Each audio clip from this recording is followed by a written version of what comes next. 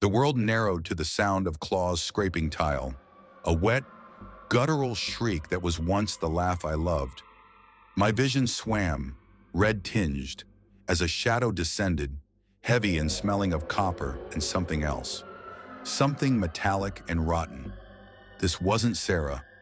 This was a nightmare wearing her skin, and it was coming for me. My last, ragged gasp of air caught in my throat, choked by the terror coiling in my gut like a venomous snake, before I hit the floor, scrambling backward, a primal scream dying in my chest. That wasn't the first time I'd seen her, or what she'd become, but it was the first time I understood the abyss we were staring into. It had begun, subtly, insidiously, months earlier, on a morning that smelled of frying eggs and false security, a morning when I was still foolish enough to believe in a normal life. I used to think I had a handle on normalcy. It was a flimsy thing, a paper-thin veneer over the chaos of the world. But it was my normalcy. And Sarah, my Sarah, she was the very foundation of it. We'd met years ago when the world was still a chaotic, vibrant thing instead of the muted, dangerous hum it is now. Back then, I was younger, less cynical, less prone to checking my old analog wristwatch every 5 minutes as a nervous tick. We just clicked. It wasn't some grand, cinematic romance. It was a slow, steady burn, built on shared silences and the kind of easy laughter that doesn't need an audience. She saw me, really saw me, back when being seen felt like a comfort, not a vulnerability. She was my anchor, a constant amidst the transient jobs and the low thrum of anxiety that had always been a quiet hum in my chest, a legacy of a past I preferred not to prod. She cooked, actual meals that filled our small apartment with the scent of garlic and comfort. I, the less culinarily inclined, stuck to baked goods, cookies, cupcakes, anything that could be measured precisely and didn't require browning. We cleaned together, argued over the right way to fold laundry, her way was always right, and filled our nights with the same obscure movies, the same classic rock, the same dog-eared books. We liked physical contact, the brush of a hand, a quiet hug, but also valued our space, our quiet moments. We were a team, a proper, functioning team, or so I thought. Looking back, the signs were there, subtle as a whisper on a crowded street, easily dismissed, especially by someone who preferred not to look too closely at the cracks. It started about a year ago, a quiet erosion, a slow seeping of something cold into the warmth we'd built. I was in the kitchen, wrestling with a skillet and a stubborn batch of scrambled eggs. The smell of butter and protein thick in the air, a comforting, mundane scent. Sarah was on the sofa, bathed in the blue glow of her phone, her thumb scrolling with a hypnotic rhythm. TikTok, of course, the latest digital siren call.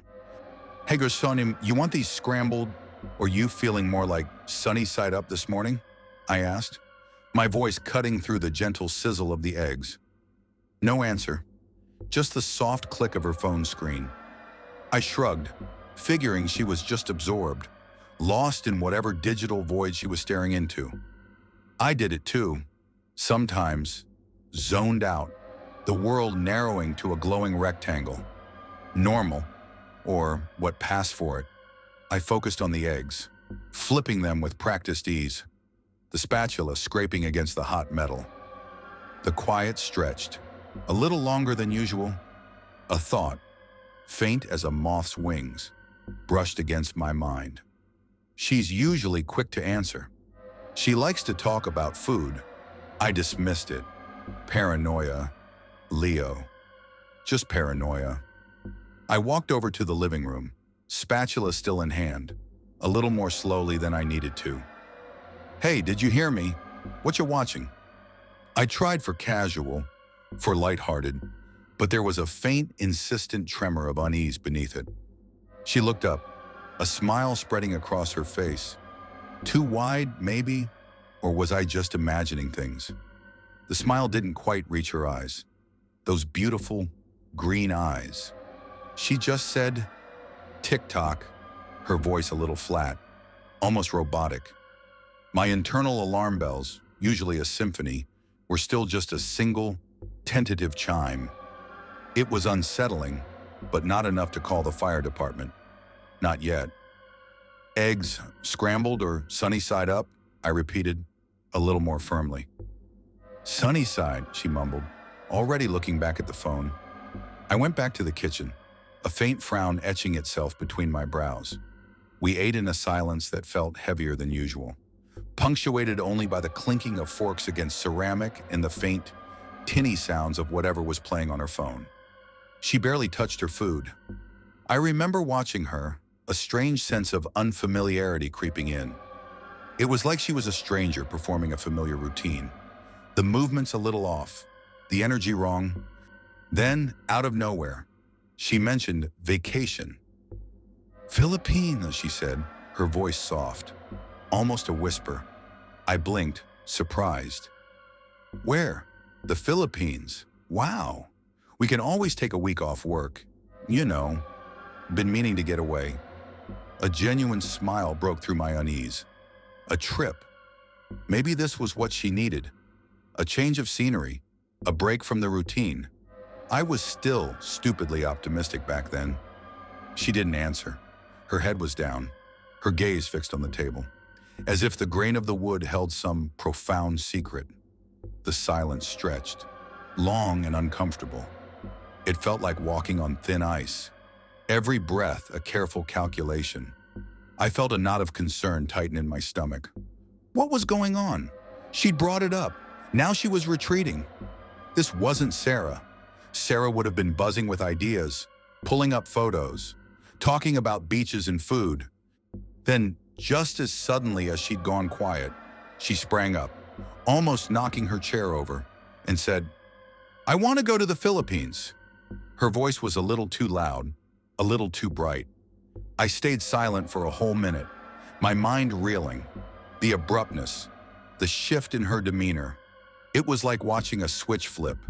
It was deeply unsettling. But then, the idea of a trip, of escaping, of recapturing what we had, took hold. I forced a smile. Okay, I said, a little breathlessly. Okay, let's do it. She smiled then. A small, cute, almost shy smile. The old Sarah, my Sarah. It melted something cold in my chest. I remembered covering my mouth, a blush rising to my cheeks. I was still completely, hopelessly and stupidly in love with her. That smile, that fleeting glimpse of the woman I knew, became a talisman. For the rest of the month, as I pored over travel sites, booked tickets, bought us new clothes, and saved every spare dollar for souvenirs, that smile was all I saw. It fueled me, made me ignore the growing distance, the increasingly blank looks, the subtle strangeness that had begun to cling to her like a faint scent. The day of the trip arrived. I was up before the sun, the nervous energy of travel thrumming through my veins. The apartment was still, bathed in the pre-dawn gloom. I went to the car, started the engine, letting it warm up in the chill morning air, then headed back inside. Half an hour until we needed to leave for the airport, an hour until boarding, plenty of time if everything went smoothly, which, in my life, it rarely did. I went into our bedroom, empty. The sheets were still rumpled on her side, but she wasn't there. My stomach clenched. Sarah, I called out, my voice tight. Silence. I walked to the bathroom door, a familiar dread beginning to coil. You in there? Yes. Her voice muffled but clear. I exhaled, a ragged sound. Okay, fine, just a last-minute bathroom trip. Nothing to worry about. Only when, as the minutes ticked by, it became something to worry about. 5 minutes passed. 10, 15. The clock on the wall, a cheap digital thing that mocked my analog watch, glared at me. 25 minutes until we had to leave. We were going to miss the flight. Panic, cold and sharp, began to prickle at my skin. I started to pace, hands running through my hair, a low moan escaping my lips. My chest tightened, the familiar vice of anxiety squeezing the air from my lungs. I imagined the wasted money, the lost vacation, the frustration building to an unbearable peak. I walked back to the bathroom door, knuckles white as I rapped on it, trying to keep my voice even. Calm. "Sarah, please, we have to go. We're going to miss the flight. Please hurry." The door opened. She stepped out, fully dressed, but her expression was wrong. Her brow was furrowed, a faint frown playing on her lips, as if Yash were the one inconveniencing her. My jaw tightened. The blood, money, and time I'd invested, the hope I'd clung to, flared into a hot, furious anger. My reluctant conscience was buried under a pile of righteous indignation. "Are you serious?" I snapped, my voice cracking. "What the hell? Why aren't you ready? I spent so much money on this trip. This vacation you wanted. Get in the car. I don't give a damn if you're not ready. We're leaving. Now." Her eyes, those beautiful green eyes I adored, narrowed. Then, slowly, deliberately, she rolled them at me, my anger, already scalding, turned molten. "Did you just roll your eyes? At me? After everything? I spent over $1,000 on this. Sarah, $1,000! Do you have any idea how much I scraped and saved? How much I looked forward to this trip for you? Get in the goddamn car. Now!" "I don't want to go," she mumbled, her voice flat, devoid of emotion. I scoffed, a short, sharp sound of disbelief. "You're joking, no, right? This is some kind of sick joke?" She just stared at me, her expression hardening into something cold, something I didn't recognize. My anger, irrational and ugly, was still burning. I knew it. I knew I was being a monumental jerk. I had never, not once, yelled at her like this in our entire relationship. But the thought of all that money, all that hope, all that effort, vanishing because she didn't want to go, was more than I could bear. My internal monologue, usually so cynical, was screaming with self-recrimination even as the words flew out. "You're being an ass. Leo. A complete, total ass." We made it to the airport with 5 minutes to spare, a frantic, breathless dash through the echoing terminal. I mumbled an apology, my pride still stinging, her face still set in that unfamiliar frown. The flight was a blur of cramped seats and tense silence. The vacation itself was normal, blandly, terrifyingly normal. Like a stage play where the actors were slightly off kilter, their lines delivered without conviction. We ate, we swam, we visited tourist traps. We even managed a few strange smiles for photos. It was like a dream, hazy and forgettable. And by the time we were back home, the airport incident, the strange quiet, the eye roll, it had all faded into the background, dismissed as pre-travel jitters and an overdue argument. Nothing to worry about, I told myself. A blip, a minor tremor. I was wrong. Months later, the dreams started, not nightmares. At first, just dreams. Persistent, recurring. I couldn't remember the details when I woke up. Only the heavy, oppressive feeling, the faint chill that clung to my skin, and the overwhelming knowledge that I'd been dreaming of her. I'd wake up in a cold sweat, heart hammering, and turn to look at Sarah, curled beside me, soft and warm and seemingly oblivious. And then, seeing her there, safe and comfortable, I'd drift back to sleep, dismissing the dreams as stress or bad pizza. Then, one morning, I woke up, and the dream wasn't a hazy memory. It was vivid, terrifyingly so. In the dream, she was running around me, laughing, like a little kid, the old Sarah, full of energy and mischief. I was smiling, laughing too, basking in her uncomplicated joy. And then she stumbled, not a graceful fall, but a sickening collapse. Her laughter morphed into a choked sob, tears streaming down her face, and her eyes, her beautiful green eyes. They weren't green anymore.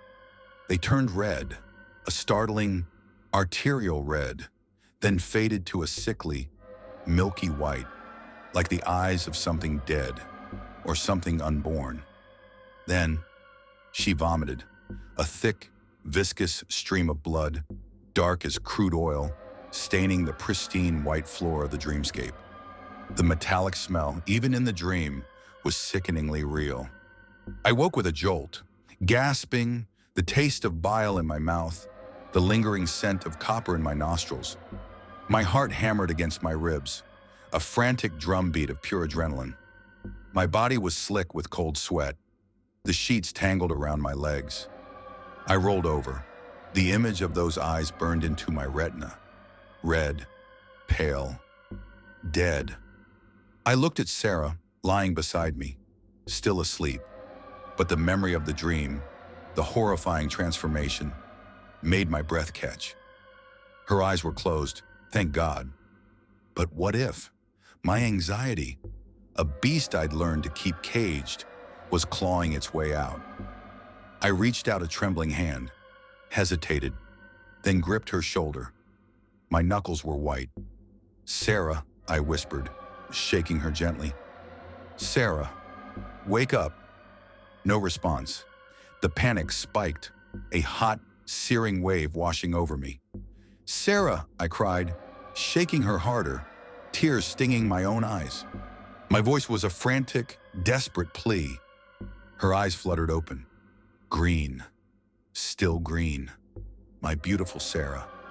Relief, sudden and overwhelming, crashed over me, pulling the air from my lungs. The adrenaline, which had been pumping through me like a fire hose, suddenly drained away, leaving me weak and trembling. I broke down, sobbing, clinging to her, burying my face in her shoulder. "Oh, God, Sarah," I choked out, tears soaking her pajama top. "I had such a terrible dream. You were..." I couldn't even finish the sentence. She didn't try to reassure me, didn't say, "It's just a dream, baby."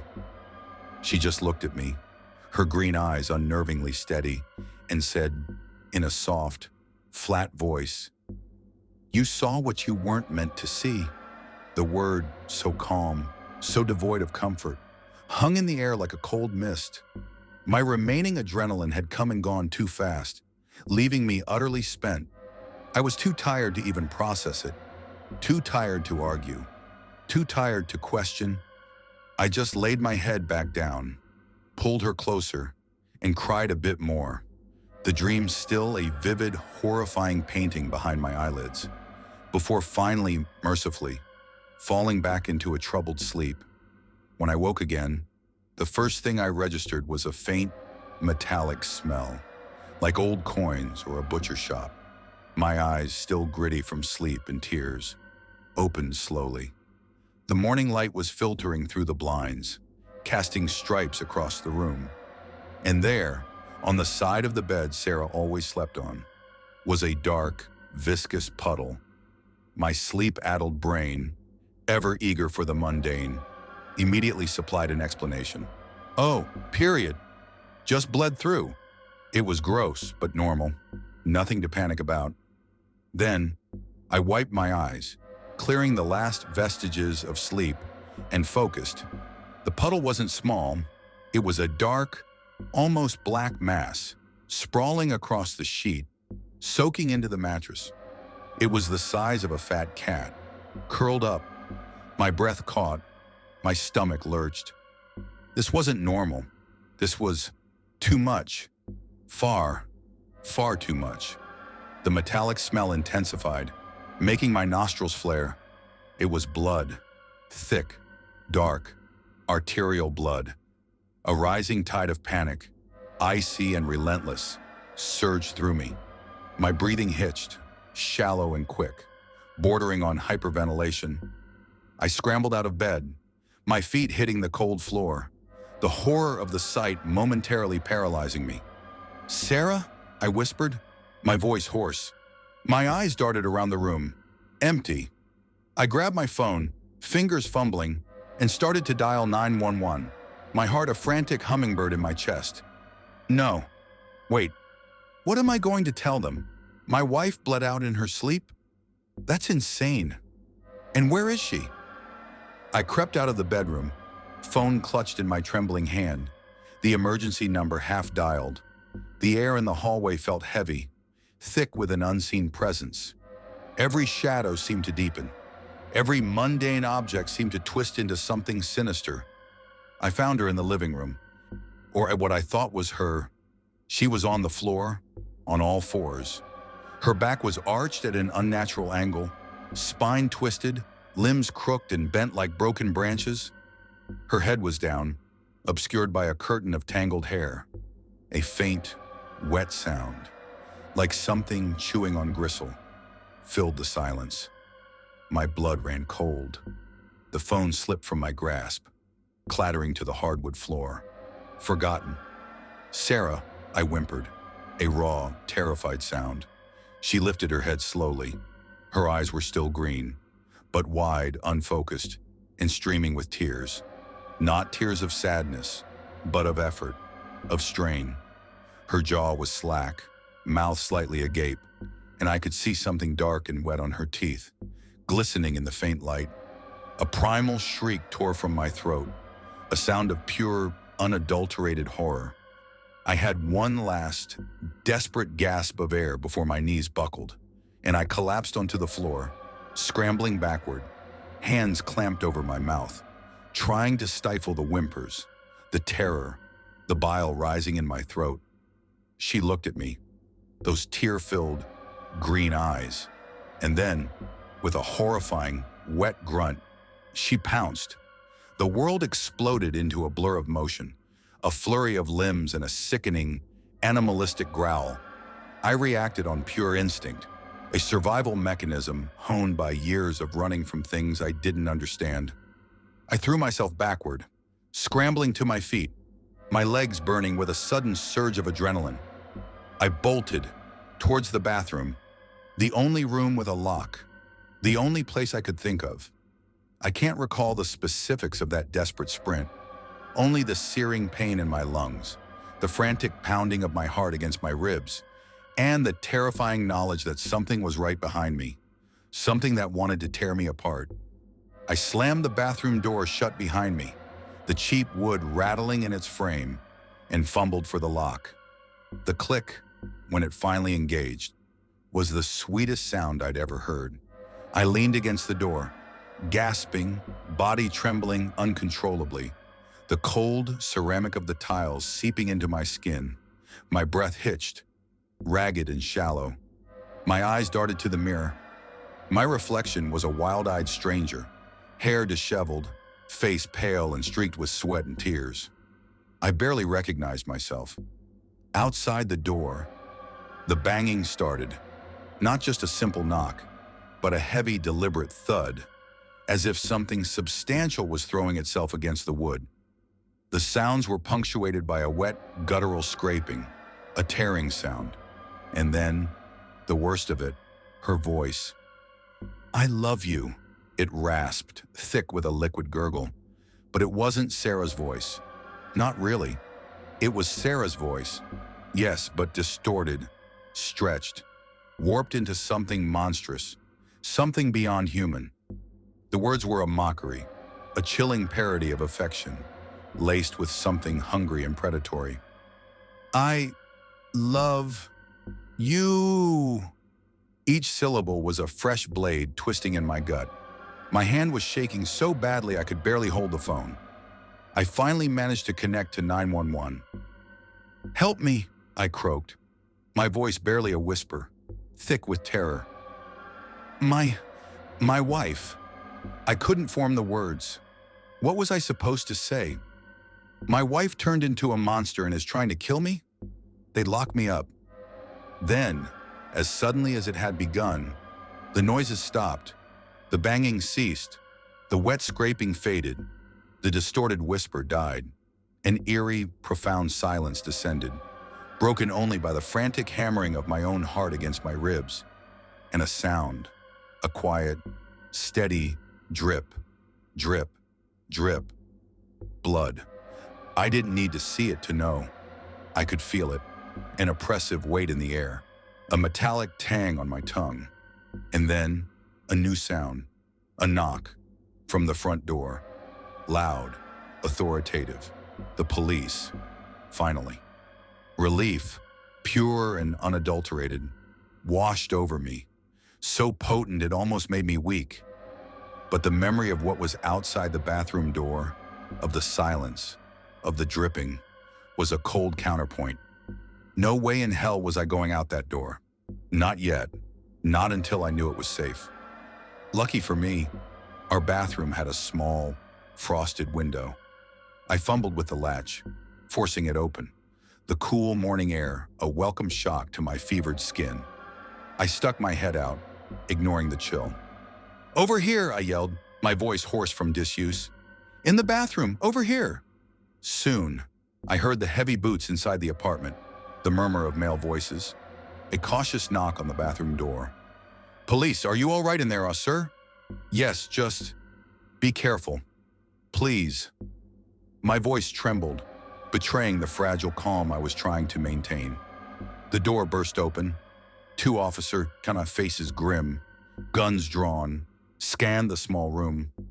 Their eyes widened as they took in my disheveled state, the fear etched onto my face. One of them, a burly man with kind eyes, holstered his weapon and took my arm gently. "All right, sir, let's get you out of here." As they escorted me out, the scene hit me like a physical blow. The walls, they were covered, not just splattered, but coated in thick, dark blood. Streaks and smears marred the once clean surfaces, like some abstract, horrifying art piece. My gaze fell to the hallway floor, a long, dark trail, a macabre breadcrumb path, led from the living room to the bathroom door. And then I looked down at myself. My jeans, my legs, they were soaked and cut, deep, jagged slashes, as if something had clawed at me, torn at my flesh. My brain, blessedly, had blocked out the pain, the physical assault. But now, as I registered the sight, an immense, bone-shattering pain erupted. It was like 1,000 tiny needles piercing my flesh, followed by a dull, throbbing ache that consumed my entire body. My legs buckled. I barely heard the officer's exclamation as I collapsed, darkness beginning to creep in at the edges of my vision. The hospital was a blur of fluorescent lights, sterile smells, and hushed voices. Nurses, doctors, questions I couldn't answer. They stitched my wounds, ran tests, gave me IVs. They called my parents, my family, people I hadn't seen in years, people who had always kept a polite distance. Ever since, my whole family, it turned out, had disowned me. They wanted nothing to do with it. With me, mental breakdown, I heard one of the nurses whisper.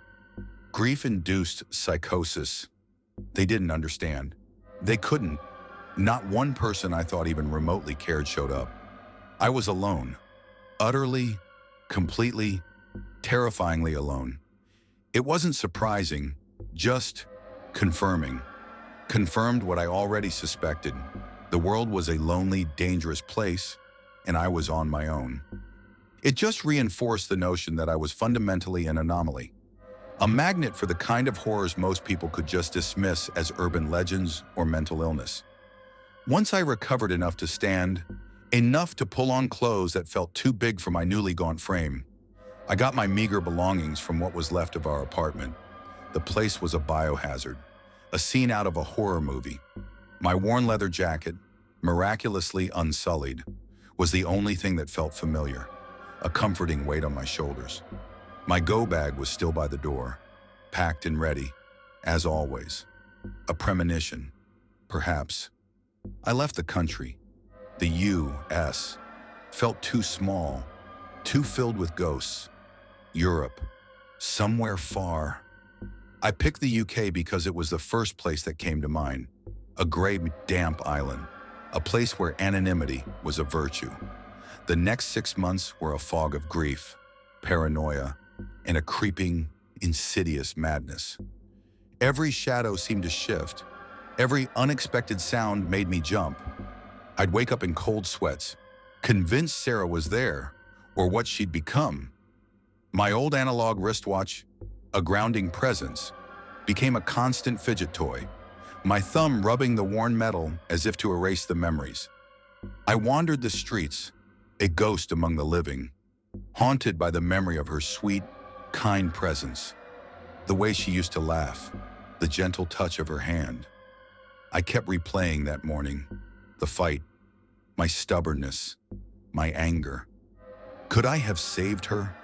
If I hadn't forced her on that trip, would she still be my Sarah? The guilt was a constant companion, a heavy cloak I couldn't shed.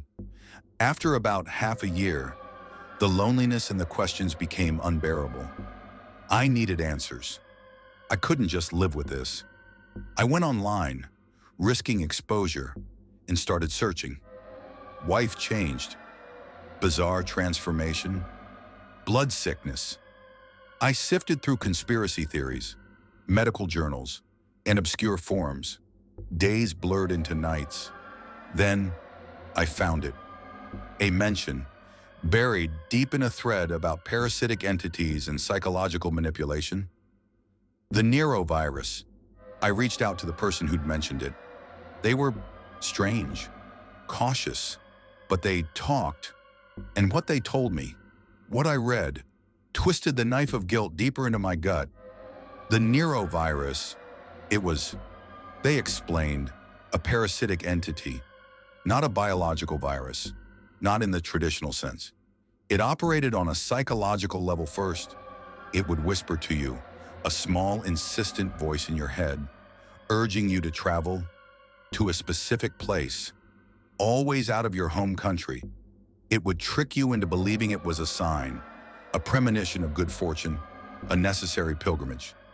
The virus's home was in a different environment, a place where its influence was strongest. Once you were there, once your body was adapting to a new climate, new air, new pathogens, the virus took advantage. It began its slow, insidious takeover. Physical changes, behavioral shifts, a complete loss of self. The host became a puppet, their body a vehicle for the entity's will. Some people, the lucky few, could resist. They'd feel the urge, the whispers, but they'd realize, even at the last minute, that it was a trick. They'd fight the urge to travel. They'd stay home. They'd survive. My blood ran cold. The Philippines trip. Her idea. My stubborn refusal to back down. My anger, my frustration, my selfish desire not to lose money. I had forced her to go. I had pushed her into the gaping maw of that thing. I was the one who had condemned her. "I don't want to go," she had said. The words so flat, so devoid of emotion. She was resisting, even then. My Sarah, fighting the thing in her head. And I had screamed at her. I had forced her. Why didn't she tell me? Why didn't she explain? But then, the virus probably wouldn't let her. It was subtle, insidious, and my reaction, my outburst. Maybe it had scared her into silence. She had suffered because of me. My fatal flaw, my reluctant conscience, was now a gaping, bleeding wound. Every day since, the guilt has been a heavy stone in my gut, a constant, crushing reminder of my failure. It's been about a year since it happened. A year of running, a year of looking over my shoulder, a year of the world becoming a bleaker, more dangerous place. I feel sorry. Sorry for Sarah. Sorry for myself. Sorry for the ghost of the man I used to be. And now, I'm just Leo, the weary wanderer, the haunted everyman, always moving, always looking, always ready to run, because some things you realize you can never outrun. You just keep adding new layers to the trauma. The world dissolved into a screaming, searing white. My own voice, a raw, animal bellow, clawed its way from my throat, but it was lost beneath the sound of my flesh sizzling. Viscous, hot liquid sloshed and dripped, not just on my face, but from it. I felt a ghastly, jelly-like warmth trickle down my cheeks, pooling near my ears, and then a sticky, sickening plop as something detached and fell onto the pristine white pillowcase. God, it smelled like ozone and 1,000 burning insects. A smell that clung to the inside of my skull, even as the pain, an inferno of pure, unadulterated agony, consumed every last synapse. That was the grand finale, of course. The moment the curtain truly dropped on any semblance of a normal life I'd foolishly, naively tried to build. But like all good disasters, it didn't just erupt from nothing. It simmered, stewed, and festered, fueled by vanity, resentment, and a particularly potent brand of domestic claustrophobia that even my seasoned paranoia hadn't fully anticipated. It always started subtly, like a hairline crack in a dam, before the flood. I suppose I should have known better. Every time I dared to plant roots, to let myself believe that the world, or at least my corner of it, might finally settle into something resembling peace, the universe, or whatever malevolent force has me on its damn cosmic leash, decided it was time for another round of its twisted game. This time, it wore the face of Hannah. We hadn't been married long, a reckless attempt at normalcy, an ill-advised anchor I'd thrown overboard, hoping it would hold. I'd met her in one of those transient towns, a brief stop on my endless circuit, working the graveyard shift at a warehouse. She was an art consultant, ironic given the lack of art in her soul. She was beautiful, in that way society tells you is important. Golden curls, eyes the color of good whiskey, a figure that turned heads. And she knew it. She weaponized it, really. From the jump, her validation hung on a precarious thread of external admiration. I'd watched it for months, this frantic, almost desperate need for attention, a craving that ate at her from the inside out. I remember one evening, propped up in a cheap motel bed, long before the acid, Hannah had been telling me about her old man, said he once refused to put up her school photos, told her acne was disgusting. My lip had twitched. I could see the origin of her obsession, clear as day. Not that understanding it ever stopped the bleeding. Trauma breeds its own kind of monster, and Hannah's was a particularly venomous strain of self-loathing, masked as superiority. Look, I'm no Hollywood hunk, I told myself 1,000 times, running a hand over the stubble on my chin, peering into the scratched surface of a gas station mirror. But I'm not exactly scraping the bottom of the barrel either. I'd always considered looks a cosmic lottery anyway, a biological crapshoot that had little to do with who you actually were. But for Hannah, it was the only currency that mattered. Her fixation on always being the center of attention could get corrosive, like that night at the gala. One of those excruciating corporate shindigs I only attended because my new temporary job, some high-end security gig I'd picked up to stay off the grid, required it. I'd even reluctantly worn a suit, a borrowed, ill-fitting thing that made me feel like I was wearing someone else's skin. Yet the senior partners, a gaggle of vultures circling a fresh kill, were buzzing around me uwag. My presence, my silence, my general air of not giving a damn about their power games apparently made me a curiosity. Hannah, however, could not abide it. I woke up the next morning to find a fist-sized tear beneath the lapel of that dinner jacket, along with 2 buttons missing, childish, petty, and disturbingly violent. It was a red flag the size of a billboard, and I, ever the optimistic fool, waved it off as a one-off, a single twitch on the old analog wristwatch on my left wrist, a quiet internal sigh, and I told myself it was just stress. But it wasn't. In the months that followed, she insisted on attending every cocktail party, every charity ball, no matter how mundane, dressed to kill. Her hair, those golden curls, cascaded over her shoulders, lusciously bouncy, perfectly coiffed. She'd cling to my arm, a glass of champagne always in hand, and endlessly refer to herself as my trophy wife or the winning lottery ticket that blew into my hand. Each remark, delivered with a saccharine smile for the audience and a glint of something cold in her eyes just for me, felt like a tiny, poisoned dart. They ate away at me, these snide little cuts, burrowing under the calluses I'd built over the years. You'd think, from her tone, I'd married a professional Shrek impersonator. My fatal flaw, that reluctant conscience, started itching. It was a hot, humid night, the kind that promised a thunderstorm but delivered only oppressive stillness. We were at another one of her society events, the air thick with the scent of lilies and desperation. She was mid-sentence, pontificating to a group of bored-looking financiers about some obscure artist, when she turned to me, her voice dripping with mock concern. "Don't you think you're punching above your weight with me, honey?" she cooed, a possessive hand sliding up my arm. The polite company around us chuckled. My jaw tightened. I felt the familiar burn of frustration, a resentment I usually kept buried deep, bubbling up. This whole charade, this attempt at a normal, domestic life, was wearing thin. I checked my wristwatch.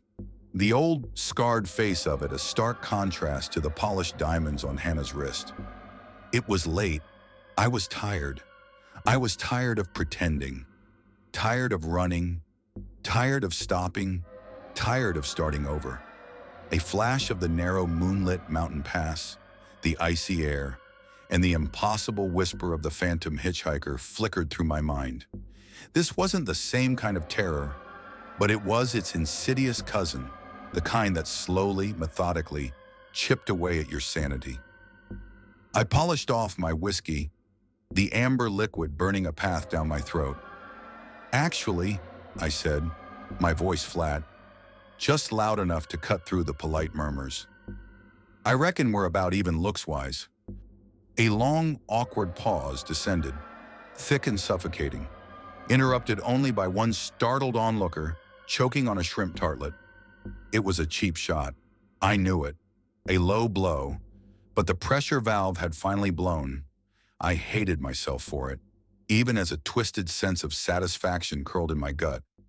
My job was to keep moving, to not get attached, to not upset the delicate balance of my haunted existence.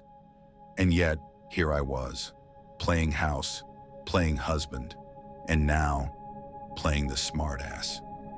What was wrong with me? Why did I keep putting myself in these situations? To Hannah's credit, her temper didn't boil over until we got home. The drive back was a glacial silence, punctuated only by the hum of the engine and the escalating thrum of dread in my chest. The house, when we pulled up, looked like a trap, a cozy, suburban cage that had somehow become infested with the same insidious wrongness I usually encountered on desolate stretches of highway or in forgotten corners of the urban landscape. It was like that apartment where Mitch, or whatever the hell that thing was, had started living in the walls. You thought you were safe within four walls, but the real horror was already inside, making itself at home. As soon as the front door clicked shut, Hannah erupted. But rather than explode over the humiliation, she just endlessly ranted about how I dared to place us on equal footing physically. Her face, usually so composed, contorted into a mask of fury. Veins pulsed in her neck. She paced, a caged animal, her voice rising to a shriek that bounced off the pristine walls. 30 minutes of shouting, screaming, and stomping around the house later, with half the furniture sprawled across the floor or broken. She stopped, her chest heaving. Her eyes, those whiskey-brown eyes, were black pits. "Fine," she spat, her voice hoarse. "We're even. You're the window dressing and the main breadwinner in this relationship. Congratulations." What kirinun? With that, the bedroom door slammed shut behind her, the sound reverberating through the silent house like a gunshot. Did I already know this encounter was headed to a bleak place? Absolutely. My gut, usually a reliable barometer for impending doom, was clenching so tight it felt like a knotted rope. It was almost dawn, though, and I could feel Hannah's raw fury, a tangible presence, from the far end of the hall. I'd seen that kind of rage before, cloaked in human flesh, in a remote cabin, smiling over a cooking pot. I wasn't in the mood to find out what Hannah's version of a feast might be. So, I spent the night in the guest room, the small go bag I always kept packed leaning against the wall, a silent promise of escape. I even unzipped it, just to feel the familiar weight of the mag light and the rough fabric of a clean shirt. I tried to tell myself a little rest would help dissolve that temper. The next morning, the air in the house was thick, cold, and utterly silent. Not the peaceful silence of a sleeping home, but the profound, unnerving quiet that settles in before a storm. The kind of silence that made my skin crawl, reminding me of the oppressive stillness inside that damn mirror, or the quiet farm that turned out to be a slaughterhouse of souls. I found Hannah at the breakfast counter, her back to me. The scent of coffee hung heavy, almost masking the faint, metallic tang I thought I smelled. Something like old blood or ozone.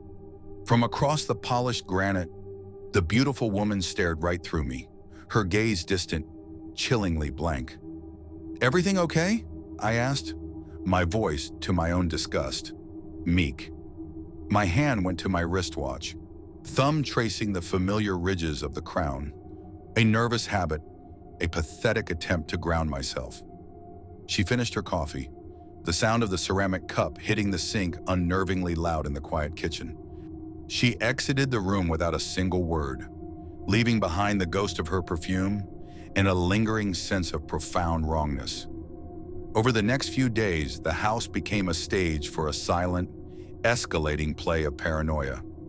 I'd catch her watching me whenever she thought I wasn't paying attention, a flicker of movement in the peripheral vision, a barely perceptible shift in the air, and I'd turn, only to find her back to me, or walking away, a phantom in her own home. The hair on my arms would prickle. While in the shower, the bathroom door would shiver open. Just a little, a sliver of darkness widening as if a silent eye was peering in. I'd quickly turn off the water, the sudden silence of the shower echoing in the small space, and shout, "Hello?" Only to be met with that same chilling silence. My heart would pound, a frantic drum against my ribs. I'd grab the old worn leather jacket draped over the towel rack, wrapping it around me like a shield. Even in the humid bathroom, the temperature in the room would drop, a sudden, bone-deep cold that had nothing to do with drafts, reminding me of the pervasive chill that followed the things I'd met on lonely roads.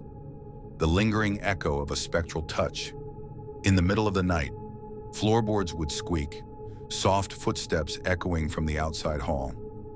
I'd catch a glimpse of a figure, a pale shape in the darkness. But by the time I flicked on the bedside lamp and scrambled to my feet, the quiet house would be snoozing peacefully, or at least pretending to.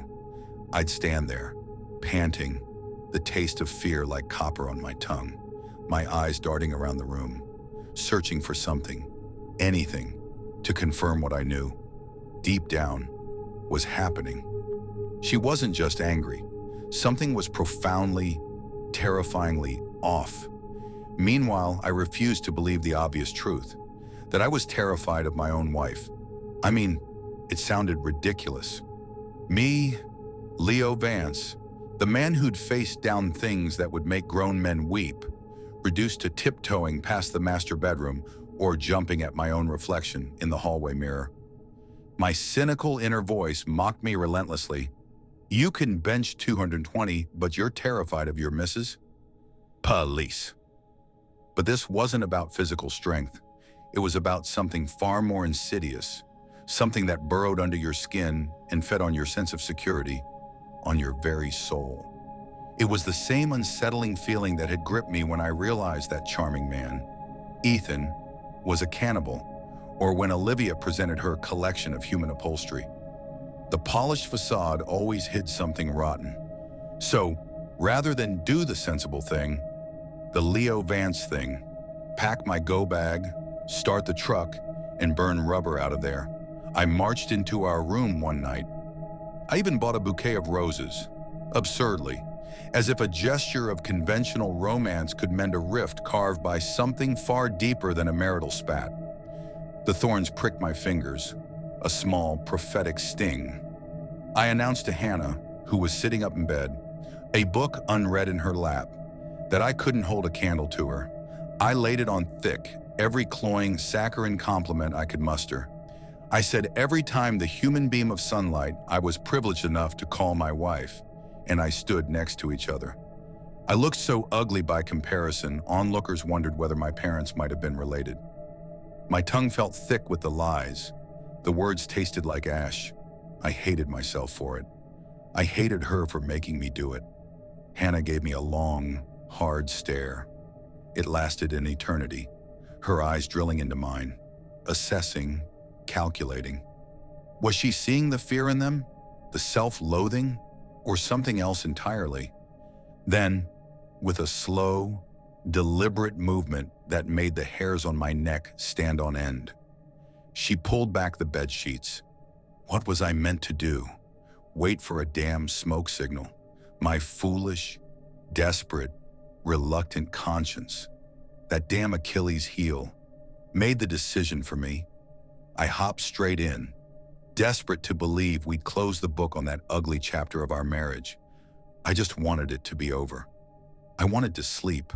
I wanted to wake up and find myself on some nameless highway, the engine humming, Buster snoring softly in the passenger seat, the world a blur outside the window, safe in my solitude. When I woke up, the darkness was absolute, confining. The first thing I registered was the cold, unyielding press of metal against my wrists and ankles. My hands and feet were bound to the bedposts by metal cuffs, snug and inescapable. A panicked jolt went through me, my heart slamming against my ribs. I tugged, straining against the restraints, the metal digging into my flesh, but they held fast. My breath hitched. Then I heard her, a soft, rustling sound, followed by a faint, almost imperceptible shift in weight on the bed. Hannah. She was there. I heard the faint shlick of a glove snapping into place, followed by another. My eyes, still useless in the oppressive black, strained to see a clinking sound, like glass. My mind, still sluggish with sleep and burgeoning terror, struggled to process. My dearly beloved sat on top of me, her hips straddling my chest, a suffocating weight. I could feel the faint, dry scent of a face mask, something medicinal and oddly sweet, like old flowers, clinging to her. In her gloved hand, I felt the cold, hard surface of a glass container, filled with clear liquid. It dangled directly above my skull, a silent, monstrous pendulum. "I've been mulling over what you said," she said, her voice, usually so melodious, now flat and devoid of emotion, a cold, clinical pronouncement. "And you were right before. We are equal." The words sent a fresh wave of dread through me. This wasn't an apology. This was something else. As she unscrewed the lid, a pungent, acrid aroma seeped out, singeing my nostril hairs, filling my lungs with a burning, chemical haze. My eyes, already useless, watered involuntarily. My stomach lurched. "But that got me thinking," she continued, her voice gaining a disturbing lilt, a cheerful, almost playful tone that grated against my burgeoning horror. "If I'm not the pretty one, what exactly do I bring to this marriage? Nothing. That's what... So I'm gonna knock you down a few pegs, you know, to even things out." The container dangled directly above my skull, slowly tipping forward, inch by terrible inch. My eyes, still unseeing, felt like they were straining out of their sockets. My breath caught in my throat.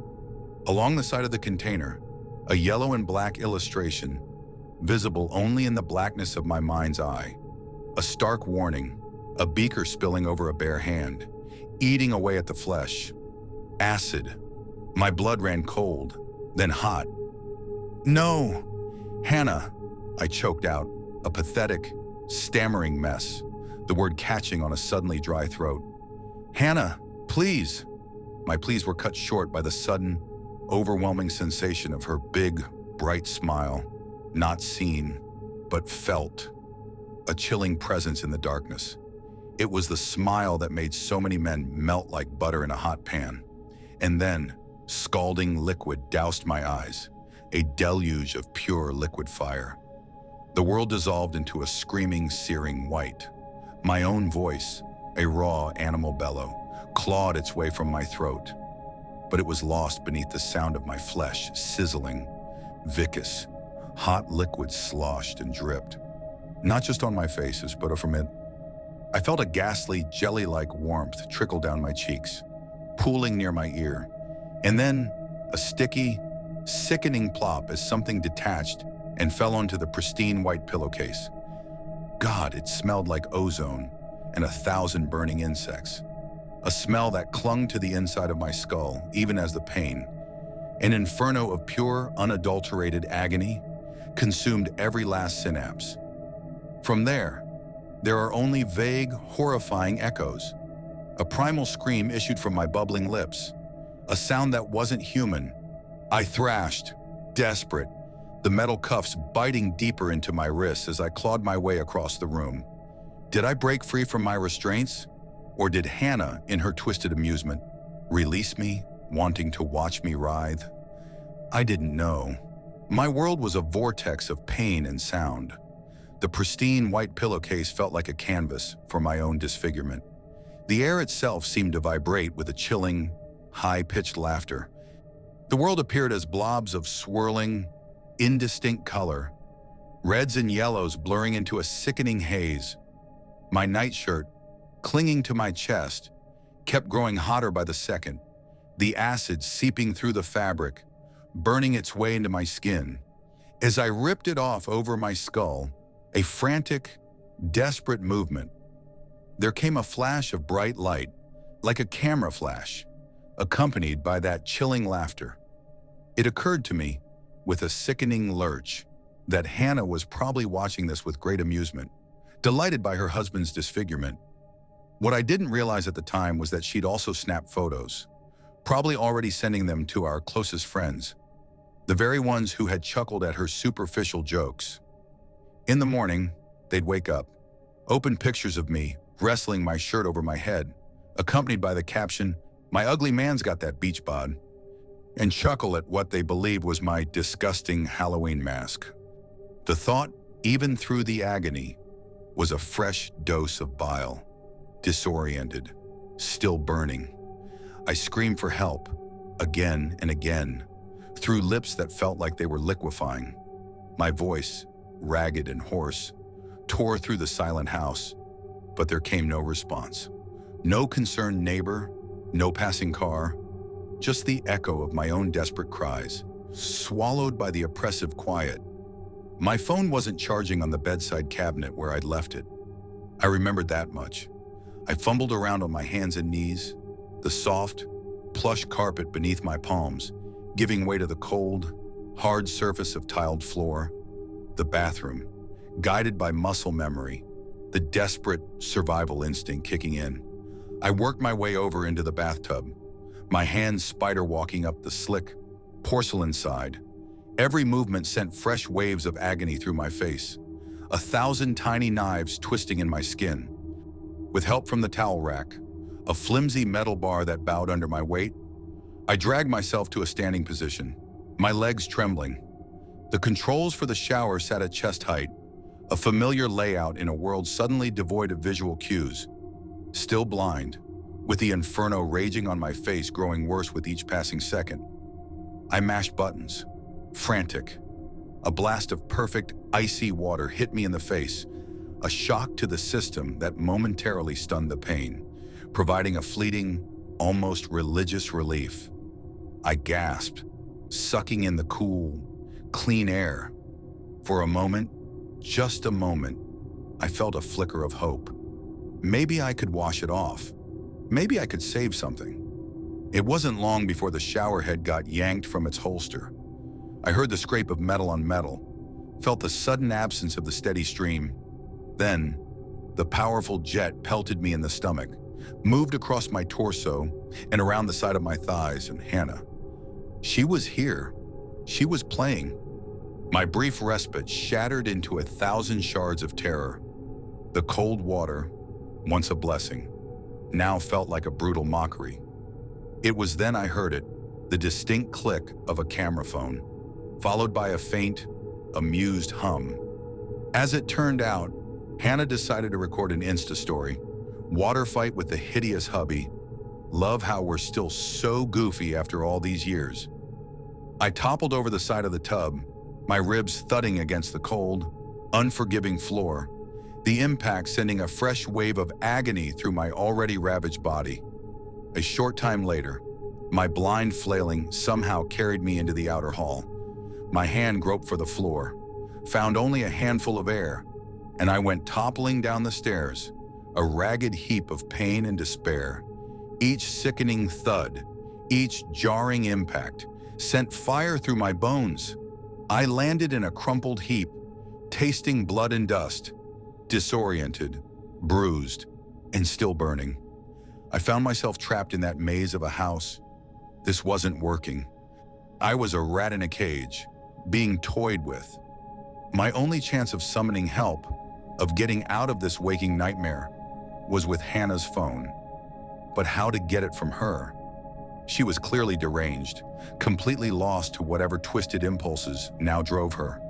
The thought of Buster, safe somewhere else, perhaps in the care of that old trucker I'd befriended, provided a thin, desperate thread of purpose. I had to survive this. For him.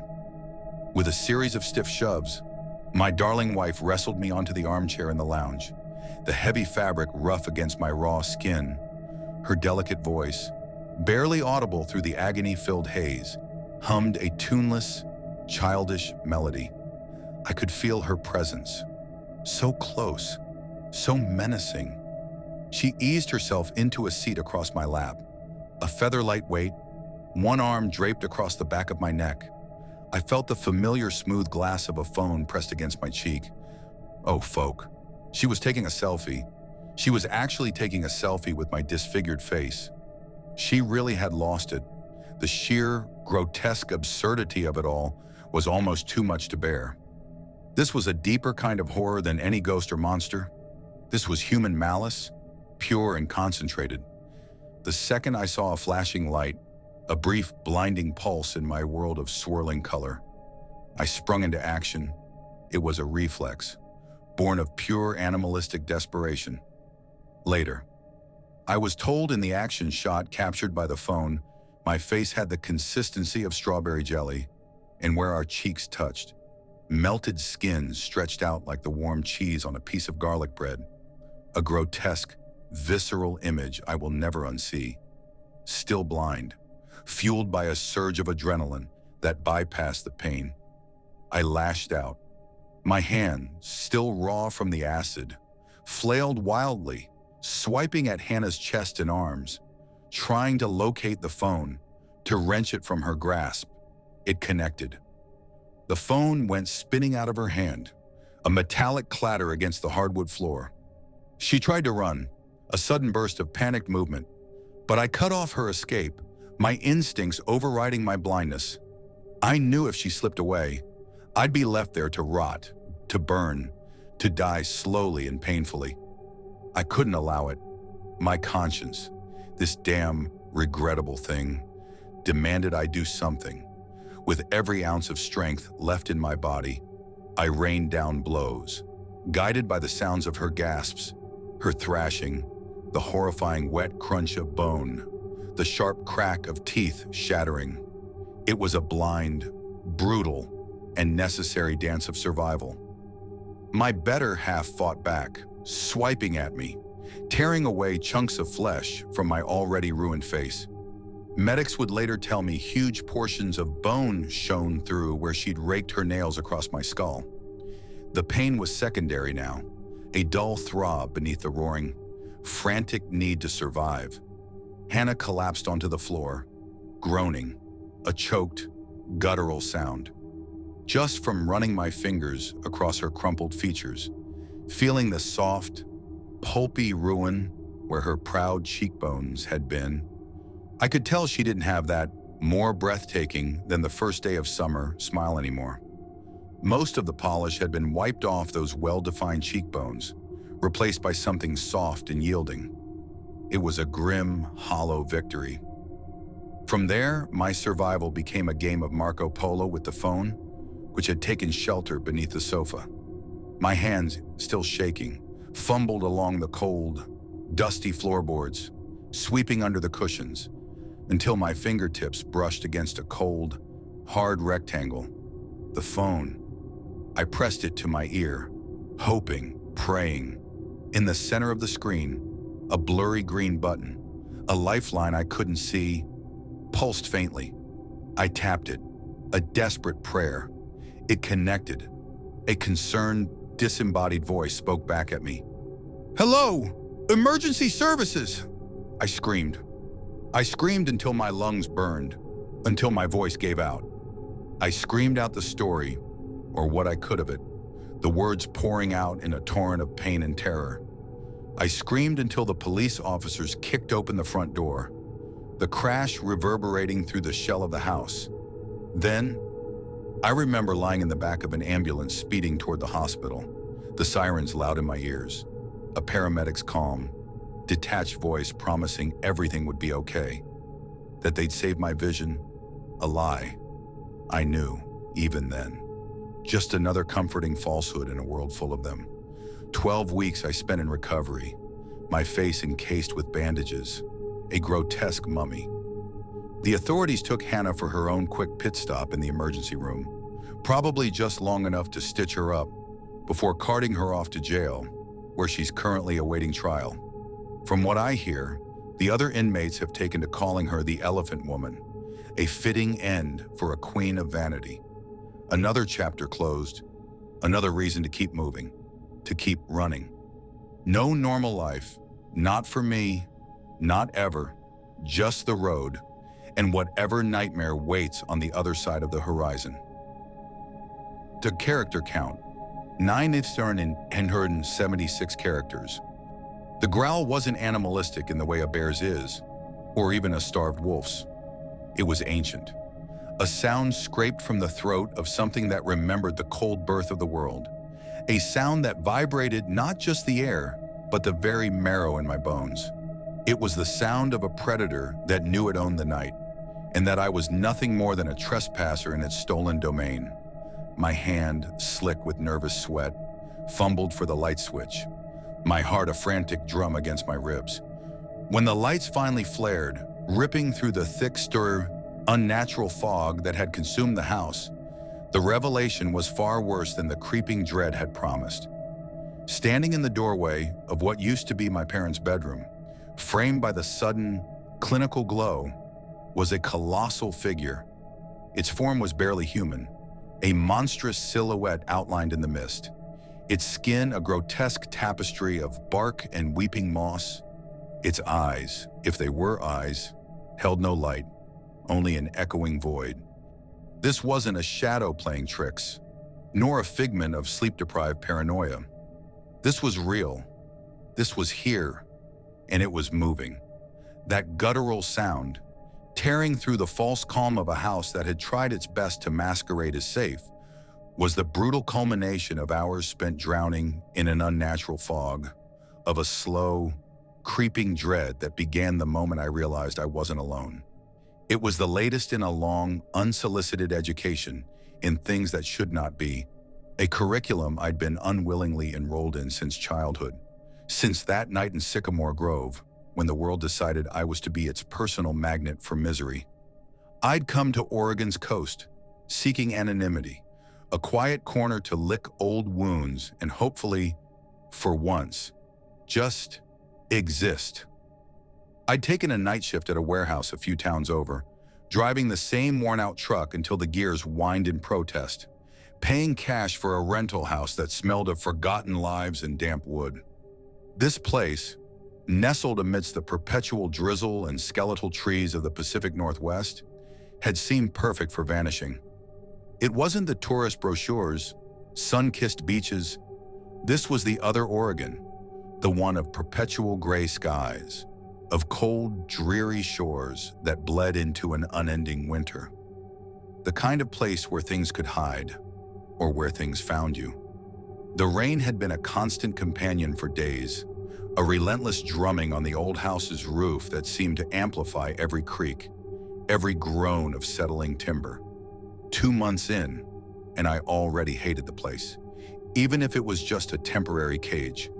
Every step on the floorboards felt like a whispered warning, their groans echoing as though the house disapproved of my very presence.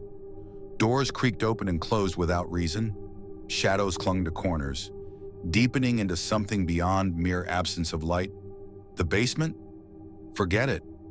A crawl space of dread, its damp, musty air thick with the weight of secrets. As if the cold stone foundation itself was a tomb, we'd dismissed it, my folks and my younger brother, as the quirks of an old house. Me? I knew better. My gut had twisted into a familiar knot of unease the moment I first stepped across the threshold, that quiet disquiet that settled in the back of my mind like an uninvited guest, the kind that never leaves. A house shouldn't feel this wrong, but the rain, for all its oppressive presence, wasn't the true problem. It was the fog, dense, smothering, and unnatural. Not the usual coastal mist, which drifted like a gauzy curtain, but something heavier, colder, something that felt like it pressed down on you, sucking the very air from your lungs. It had arrived on the 4th night of the storm, a whiteout that swallowed the world outside. I'd arrived home from my shift around 5:30 p.m., the truck's tires spitting gravel on the short, unpaved driveway. Utterly drained.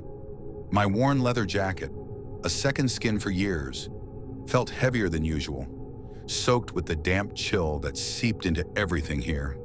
After a quick, scalding shower that barely chased the cold from my bones, I'd collapsed for a brief, unsatisfying nap. My old analog wristwatch, a nervous tick more than a time teller, read 8 sure p.m. when I finally emerged from my room. The glow of its face, a tiny, comforting beacon in the gathering gloom. The rain had stopped. A small mercy, I'd thought, trying to inject some much-needed sarcasm into the grim reality.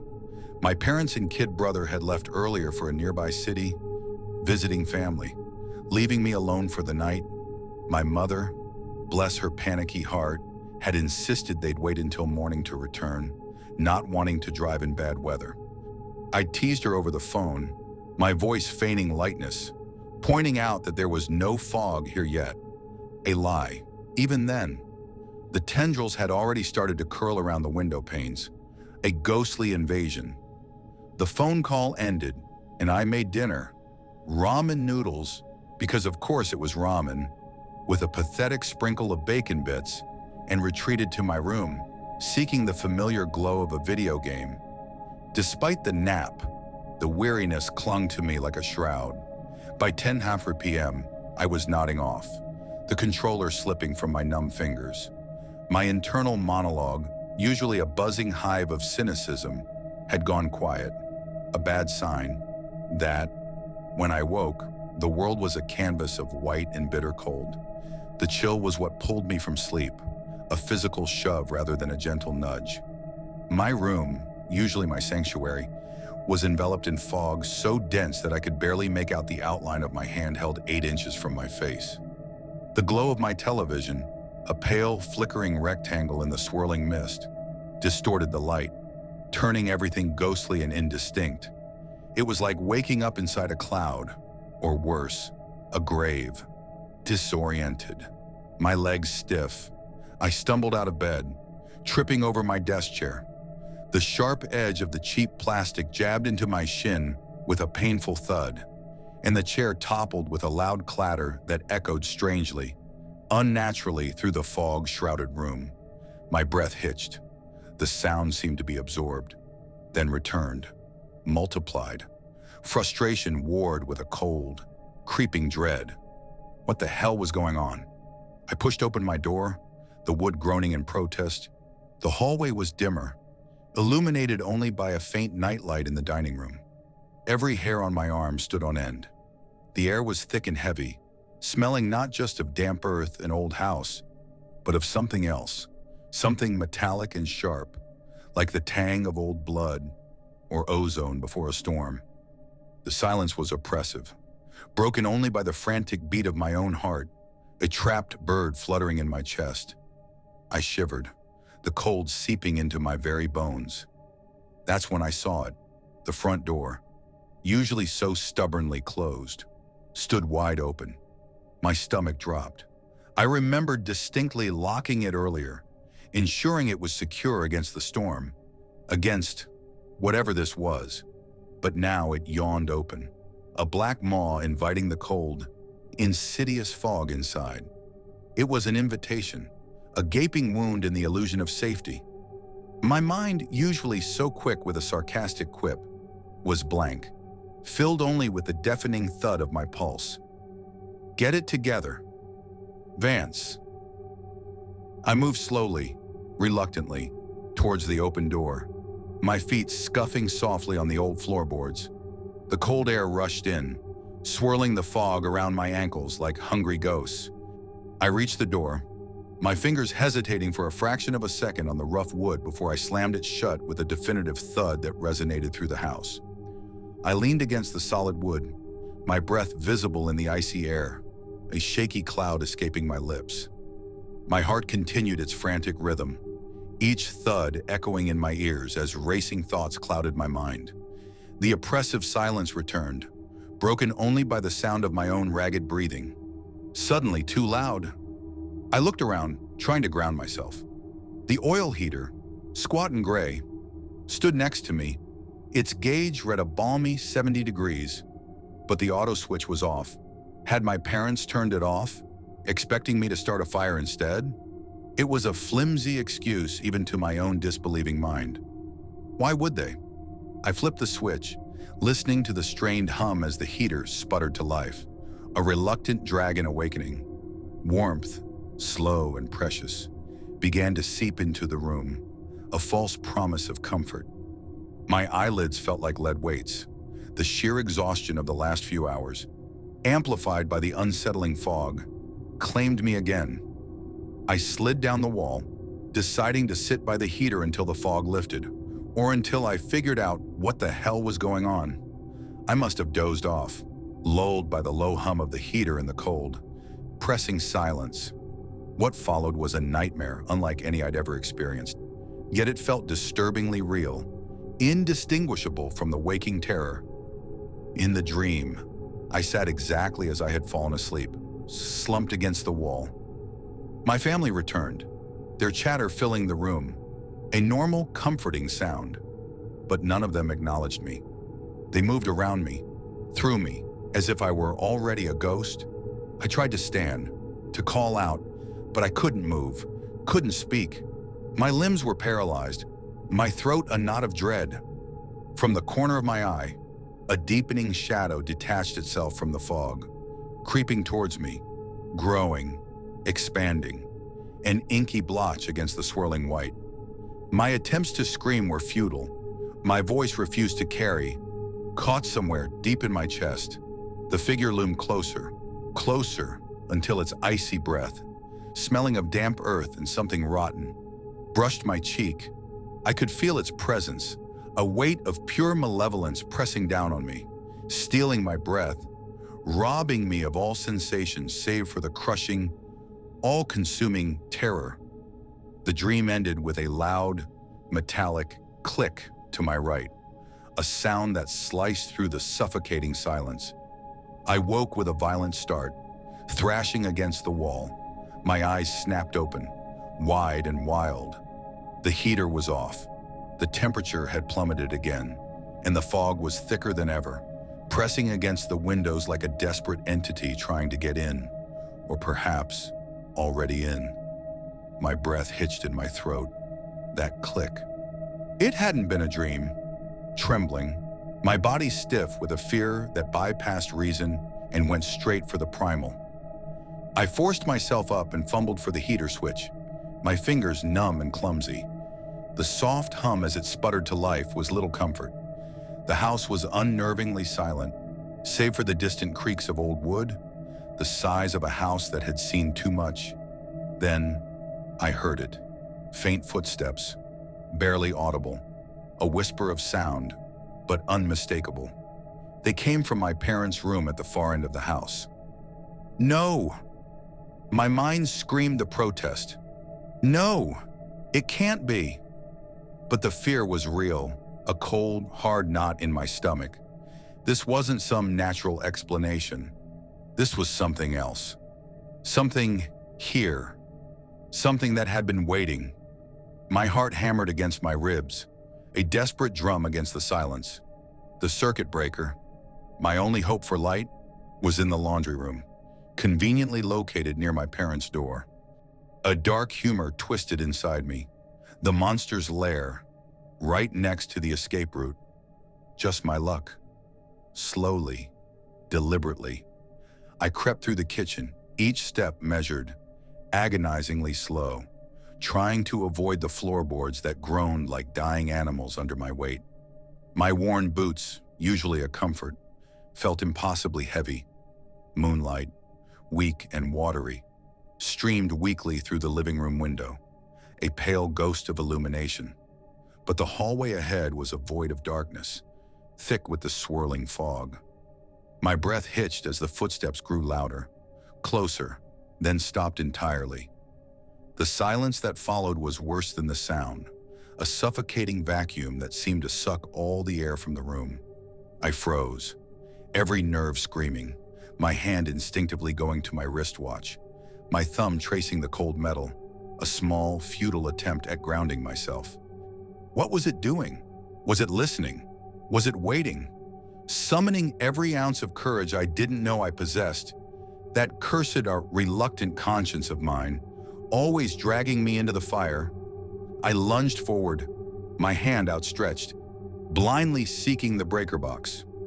My fingers scraped against the rough wall, searching, found it. With a desperate surge of adrenaline, I flipped the main switch. Light flooded the house, a harsh, unforgiving glare that pierced the fog, momentarily blinding me. That's when I saw it. Standing in the doorway to my parents' room, outlined against the sudden, shocking brightness, was the figure. It was massive, its form barely human, grotesquely distorted. Its skin was mottled, like ancient, mossy bark, its limbs thick and twisted. It seemed to exude malevolence, a primal, ancient evil that filled the space, stealing the oxygen from the air. A guttural growl, the same one that had ripped me from the nightmare, filled the air, reverberating through the flimsy walls, vibrating my very teeth. It lumbered forward, its heavy footsteps shaking the house, each step a death knell. My mind went blank with terror. Instinct took over. I bolted, not towards the front door, not towards anything logical, but towards the only place I could think of, the laundry closet, a small, dark space barely big enough for a washing machine and a few shelves. I slammed the flimsy bifold doors shut, the hollow sound swallowed by the creature's ongoing growl, and buried myself under a pile of damp, forgotten blankets, pulling them over my head like a child, praying they would somehow make me invisible. My heartbeat thundered in my ears, a frantic drum that drowned out all other sound. The creature was prowling outside, its heavy steps thudding closer, then circling. I could feel its presence, a tangible weight on the other side of the thin wood, radiating a cold so profound it burned. I squeezed my eyes shut, silently cursing my existence, cursing my luck, cursing every choice that had led me to this God-forsaken house, to this moment. This was another layer added to the trauma, another notch on the tally stick of horrors that defined my life.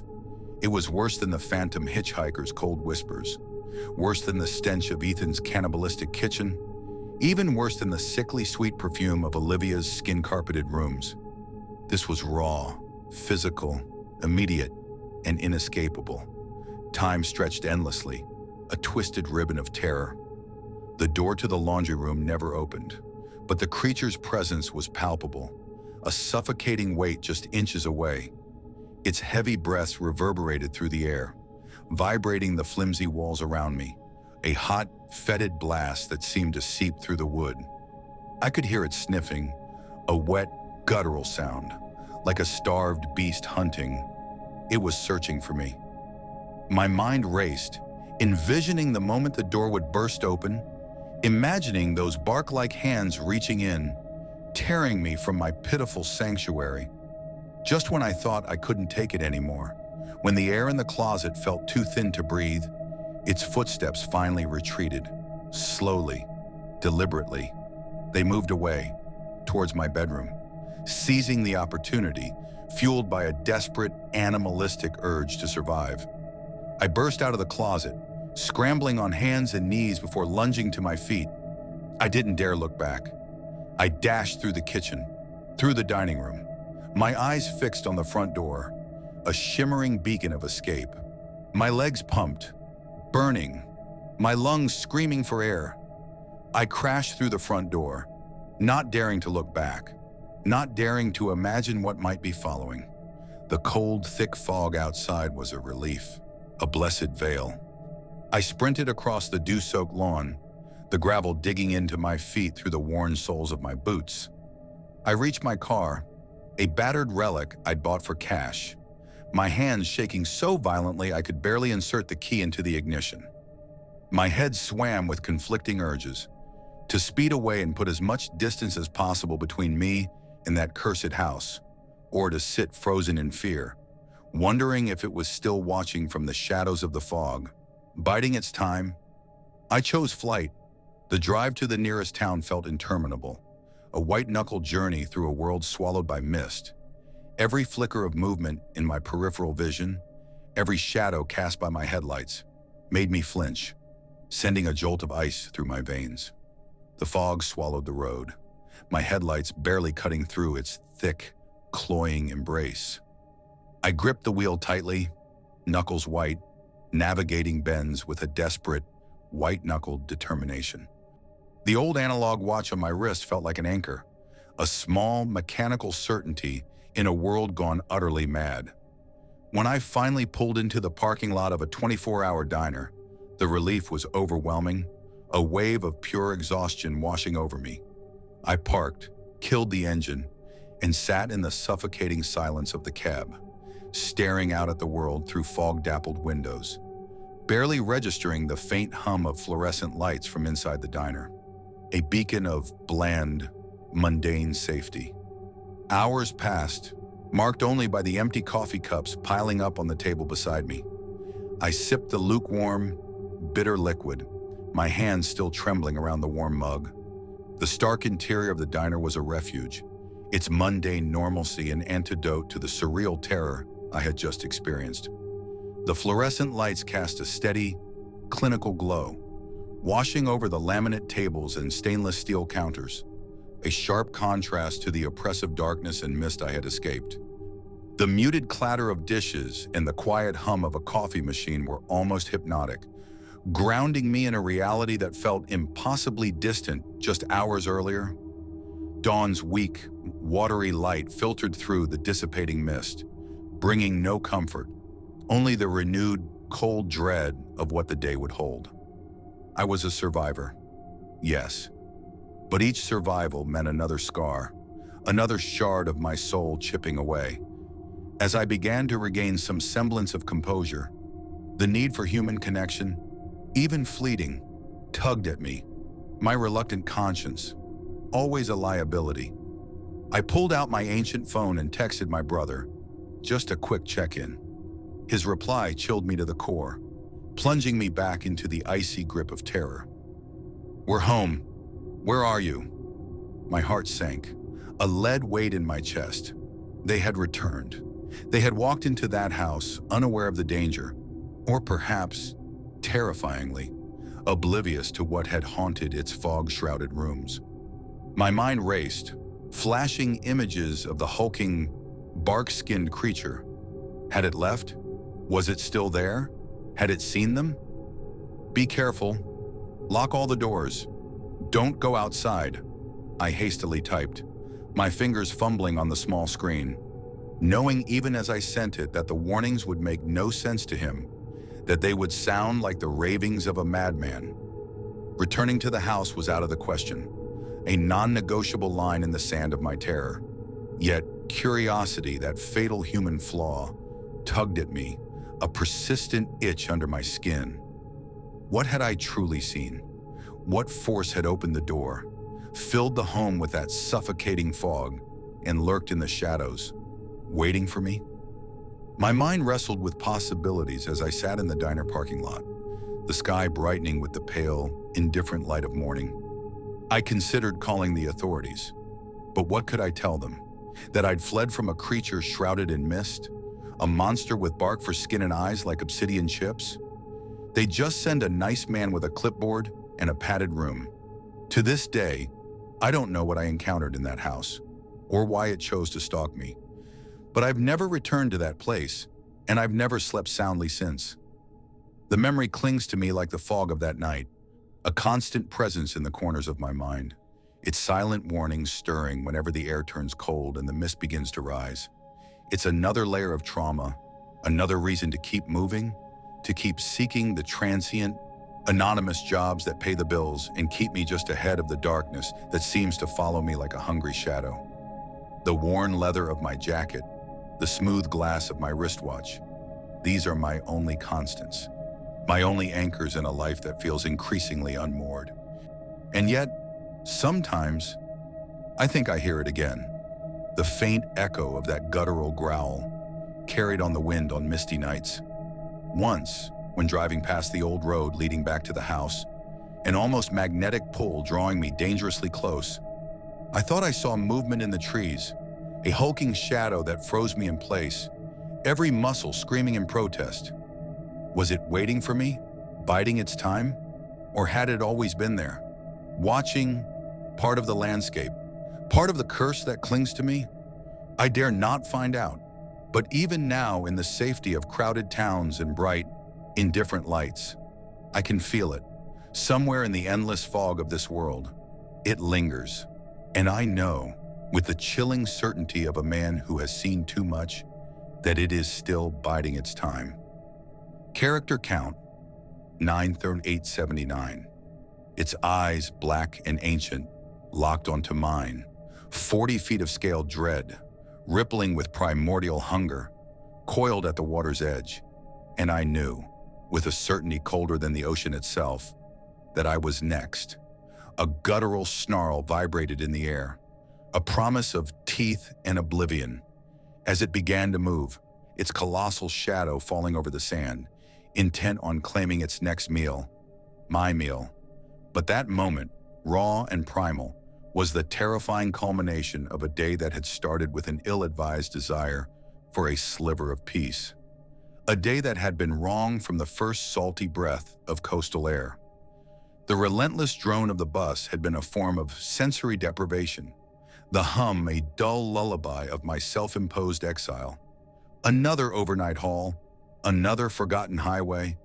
My worn leather jacket, an extension of my skin, felt heavier than usual in the muggy coastal air of Port Horizon, a false comfort against the alien warmth. Even in the dead of winter, the cold often felt more honest, more predictable than this oppressive, humid embrace. I checked my analog wristwatch, a nervous tick more than a functional glance. The hands hadn't moved in hours, but my thumb traced the smooth, cool glass anyway. Old habits, harder to shake than a shadow. Port Horizon, a postcard town, sounded like a place where people came to forget their troubles. My troubles, however, were less forgotten and more just, temporarily misplaced, lurking in the periphery, always ready to claw their way back into the foreground. I was supposed to drop off a shipment of something uninteresting, probably cheap plastic trinkets for tourist traps, and then pick up another cargo before sunrise. A few hours of downtime, time I usually spent holed up in a greasy diner or a forgotten corner of a truck stop, nursing black coffee and the kind of existential dread that made the lukewarm brew taste like ambrosia. But today, the salty air, thick with the smell of brine and something vaguely metallic, rust, had tugged at something dormant within me. A flicker of a memory, perhaps, of a time before the world had cracked open and swallowed my innocence whole, a stupid, dangerous impulse to walk. I walked, not with any destination in mind, but just to feel the ground beneath my feet, to stretch limbs stiff from too many hours behind the wheel. The boardwalk was a cacophony of shrieks and laughter, the synthetic smell of fried dough and cheap cologne assaulting my senses. I hated it. People en masse were always a liability, a statistical probability for something to go wrong. Every face was a potential mask, every smile a possible prelude to a scream. I remembered Ethan, his charming grin, the way he'd offered me a ride, only to reveal the gnawing hunger beneath his skin, or Olivia, her pristine home, her polished manners, and the horror of what lay beneath the rug. No, crowds were not my preferred company. I veered off the main drag, following a faded sign that promised public beach access, but looked more like a forgotten path to a forgotten stretch of sand. The path dissolved into soft, yielding sand, the kind that sucked at your shoes with every step. To my right, a line of squat, sun-bleached condos eventually tapered off, replaced by a wall of natural rock, a low cliff face that rose steadily, gaining height as I walked. It was quieter here, the distant echoes of the boardwalk fading into the rhythmic hush of the waves. This was better. Less chance of accidentally stumbling into someone else's nightmare. For a moment, a fleeting, foolish moment, I almost allowed myself to relax. Almost. My internal alarm system, permanently wired to maximum alert since that night at Sycamore Grove, just wouldn't quit. It was a phantom itch beneath my ribs, a whisper of static in my ears, telling me that peace was a lie, a temporary reprieve before the next boot dropped. Then I saw them, figures silhouetted against the bright sky atop the cliff. 3, maybe 4 of them. They moved with a strange, jerky cadence, like puppets on tangled strings. My first thought, the immediate cynical one, was that they were idiots, drunks, probably playing some kind of idiotic dare. Cliff diving was dangerous enough, but from that height into these waves, pure suicide. I considered turning around, putting some distance between myself and whatever stupidity was about to unfold.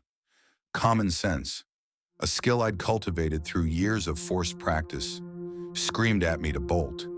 But then, my fatal flaw, that reluctant damn conscience, kicked in. The one that whispers, "What if?" The one that makes me slow down, observe, and inevitably get tangled up in things that are none of my business. The one that had led me to help Mitch, only for him to turn into a skin-wearing horror from the walls. I hated that part of me. I stopped, my eyes narrowing, trying to make sense of the scene. They weren't jumping, not even a graceful dive, not a hesitant step. They were being pushed. I saw it clearly then. 3 men, burly and indistinct against the glare, seizing another figure, a smaller one, by the arms and shoulders. There was a brief struggle, a flailing of limbs, a muted cry carried away by the wind, and then a grotesque heave. The figure tumbled, a rag doll against the blue, and disappeared into the churning water below. A muffled splash, lost in the roar of the surf. My breath hitched. This wasn't a dare. This was a murder. My gut clenched, a cold, hard knot of dread forming in my stomach. The phantom smell of smoke, the acrid scent of burning wood and flesh, tickled the back of my throat. Sycamore Grove, always there, a burnout ruin in the landscape of my mind. I dropped to a crouch, instinctively seeking cover behind a cluster of sun-warmed boulders, their rough surfaces gritting against the worn leather of my jacket. The sand, still hot from the afternoon sun, prickled through my jeans. My heart hammered a frantic rhythm against my ribs, a drum solo of pure, unadulterated terror. The air felt thick, heavy, as if the oxygen had been leached out, replaced by something denser, something metallic. I felt a familiar shiver crawl up my spine, a sensation that had become as common as breathing since I'd left that mountain pass, left the whispers of the phantom hitchhiker behind. This wasn't just human evil. There was a wrongness to the air, a preternatural chill despite the heat, like the calm before a storm, or the silence before a beast lunged. I risked a peek, my head barely clearing the top of the boulder, my eyes scanning the cliff top. The three men were still there, dark silhouettes, motionless, like grotesque statues. They weren't looking around for witnesses. They were looking down, fixated on the water below, watching, waiting. For what? The thought curdled in my stomach. They'd just thrown a man to his presumed death, and they were just observing? The sheer, callous indifference was a cold jab, reminding me of the countless times I'd seen humanity at its worst, the casual cruelty that could blossom in the most mundane settings. Ethan, again, the normal facade, the monstrous core. Then, from the water, from the very spot where the first man had vanished, came a scream. Not a human scream, not quite. It was choked, gurgling, abruptly cut short, a sound that tore at the fabric of the air, ripping through the rhythmic crash of the waves. My head snapped back to the water just in time to see a violent, sickening geyser of blood and foam erupt from the surface. It was a crimson stain blooming on the blue-green canvas of the ocean, a sickeningly beautiful, horrifying spectacle. The second man, the one who had just been pushed, was backstroking furiously, frantically, away from the point of eruption, his face a mask of primal, uncomprehending terror. He was trying to get away from whatever had just happened to the first, but his movements were sluggish, heavy, as if fighting against an unseen current.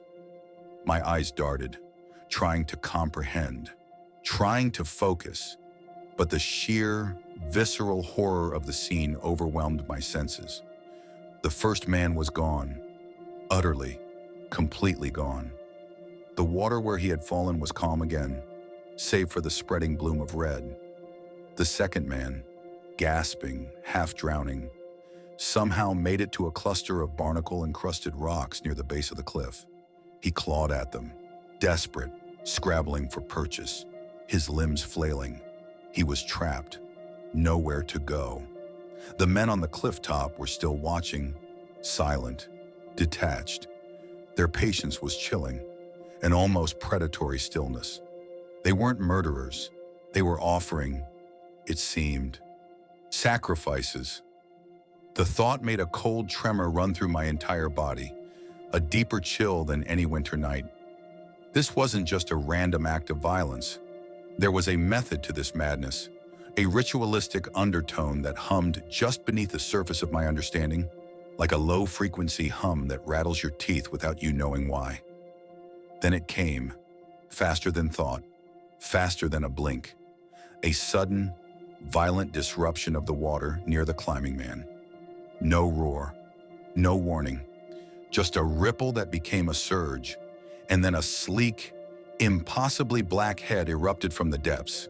It was enormous, larger than a man, with scales that seemed to absorb the light, jaws impossibly wide, snapped open, revealing a terrifying array of needle-sharp teeth, glinting wetly in the sun. It was like something torn from a nightmare, something that shouldn't exist, something that defied the very laws of reality. The head lunged, a blur of motion, and the man on the rocks, still scrabbling, still trying to climb, was simply gone. The jaws closed, a wet, sickening thud, and the thrashing ceased. The water around the boulder, already stained, erupted into a vibrant, ghastly crimson, churning like a witch's brew. There was no splash this time, just a silent, brutal consumption. My stomach churned, threatening to revolt. The taste of bile rose in my throat. I recoiled, pressing myself deeper into the embrace of the rough rock, trying to become one with the shadow. My heart was a frantic hummingbird in my chest, a desperate, rapid fluttering that threatened to burst out. I risked another glance at the clifftop. The men up there, those cold, detached bastards who had just thrown lives away, were no longer detached. Shock had finally etched itself onto their faces, a grotesque parody of fear. They stumbled back, eyes wide, mouths agape. They looked just as horrified as I felt, which was baffling. They had just committed murder, had supplied the victims. But this was clearly beyond their expectations. It was a chilling realization. They were playing a game they didn't fully understand, or perhaps they understood it too late. They were still watching, still rooted to the spot, drawn by the same morbid fascination that held me captive, a horrifying shared moment of witnessing something impossible, something that shattered the very concept of a safe world. It dragged me back to the feeling of standing at the edge of that dark road, seeing something that wasn't there, knowing the impossible was real. The phantom hitchhiker, a precursor to this primal terror. The silence that followed was louder than any scream. The only sound was the relentless, indifferent crash of the waves against the shore. And then, ripples, large, disturbing, concentric rings spreading from the crimson-stained water. Whatever had just devoured those men was moving, swimming, closer to shore. My eyes were glued to the water, a morbid fascination warring with the desperate need to run. It was a struggle, a paralysis born of pure, unadulterated fear. My body screamed for motion, for escape, but my mind was stuck, caught in the awful beauty of the unfolding horror. This was it. This was the moment I got eaten. Another entry in the Leo Vance's terrible, horrible, no good, very bad day ledger. This was the end of the road. No heaven, no escape, just a monstrous maw. The farm in the sky, a predator's dream. Slowly, impossibly, it broke the surface. First the sleek, black snout, then the broad, flat head, followed by the hulking mass of its body. It crawled out of the water, not with the awkwardness I expected, but with a surprising, deliberate grace. It was truly immense, at least 40 feet long, maybe more, a living shadow against the sun-drenched sand.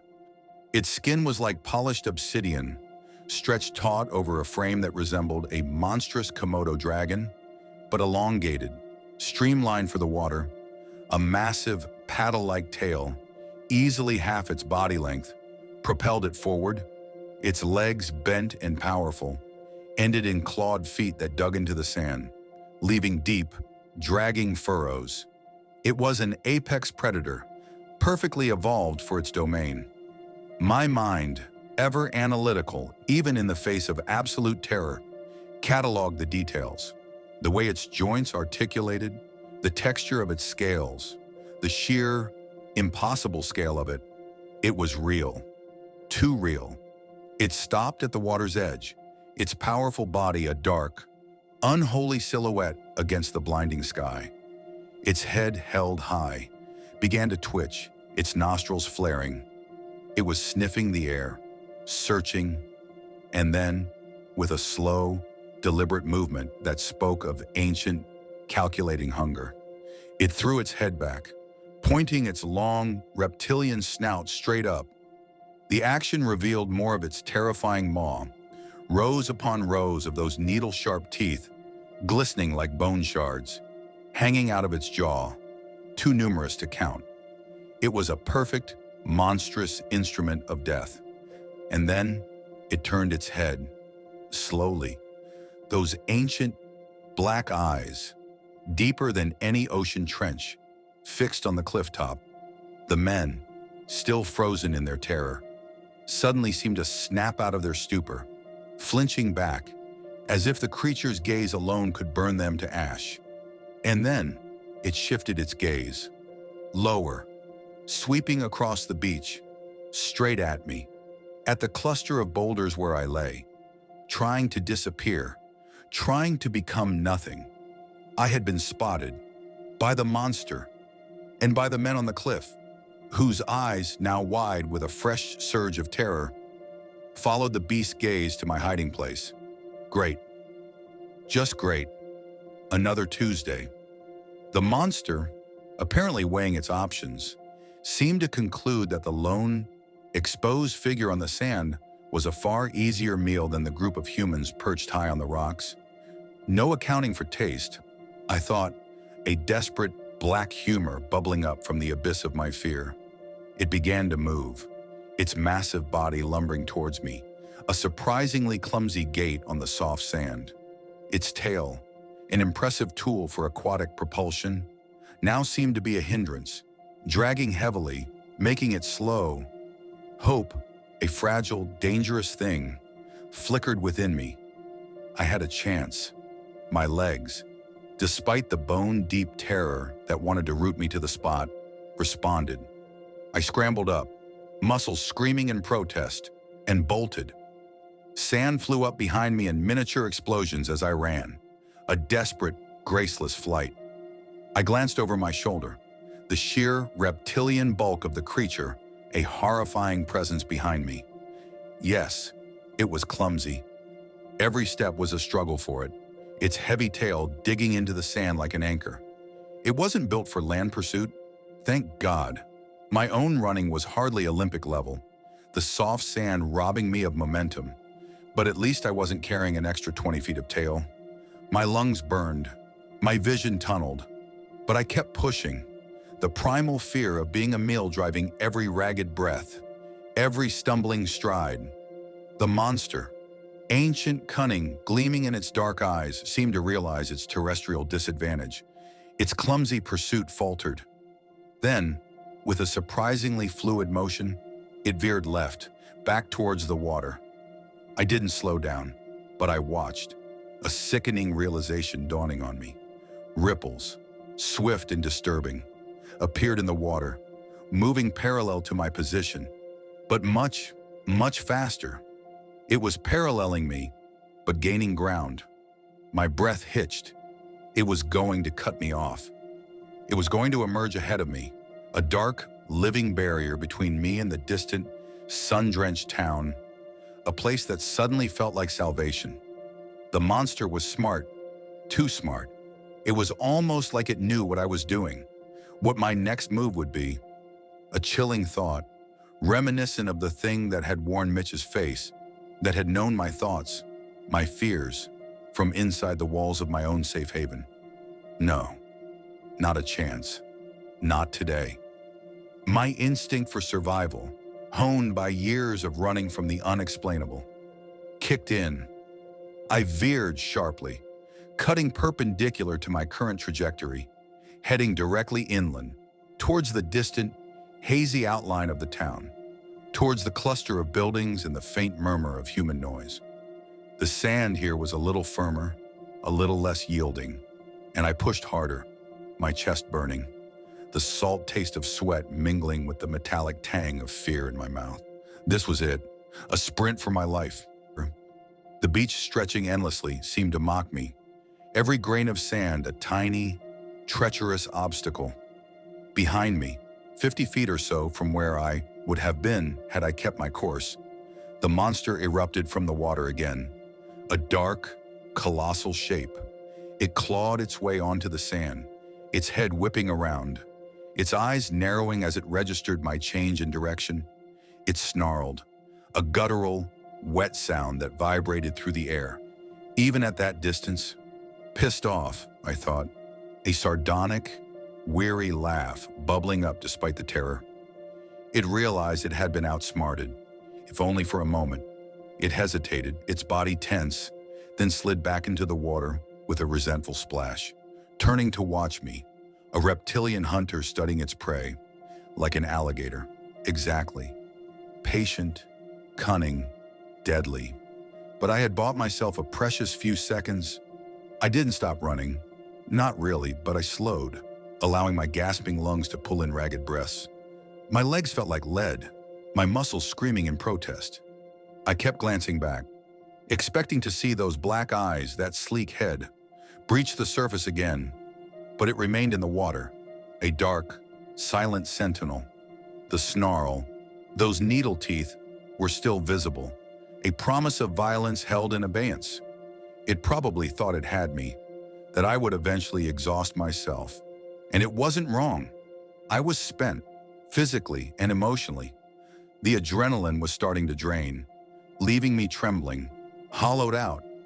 I wiped a hand across my brow, gritty with sand and sweat. My wristwatch, forgotten in the chase, felt heavy on my wrist. I needed a plan. Something, anything. This was a new flavor of monster, one I hadn't encountered before. But the rules were always the same. If it's big and wants to eat you, it's probably not interested in a nuanced conversation about your feelings. My hand, still shaking, fumbled for the zipper of my backpack. My go bag was always packed, a basic survival kit, but I wasn't in a situation for a first aid kit or a flashlight. What I needed was a distraction, something stupid, something impulsive. My fingers closed around the absurdly heavy, perfectly sculpted chocolate lighthouse I'd bought earlier from a ridiculously quaint candy store near the bus station. A moment of weakness, a foolish attempt to cling to some semblance of normalcy, to pretend that I was a tourist, a human being on vacation, not a magnet for cosmic horrors. Now, perhaps, it could be my salvation. I ripped open the foil, the sweet scent of cocoa momentarily cutting through the briny air. It was a good, solid piece of chocolate. Heavy. I wound back, ignoring the protesting muscles in my shoulder, and threw it as hard as I could. A desperate, clumsy arc towards the water, aiming for a spot a good distance down the beach, away from my current path.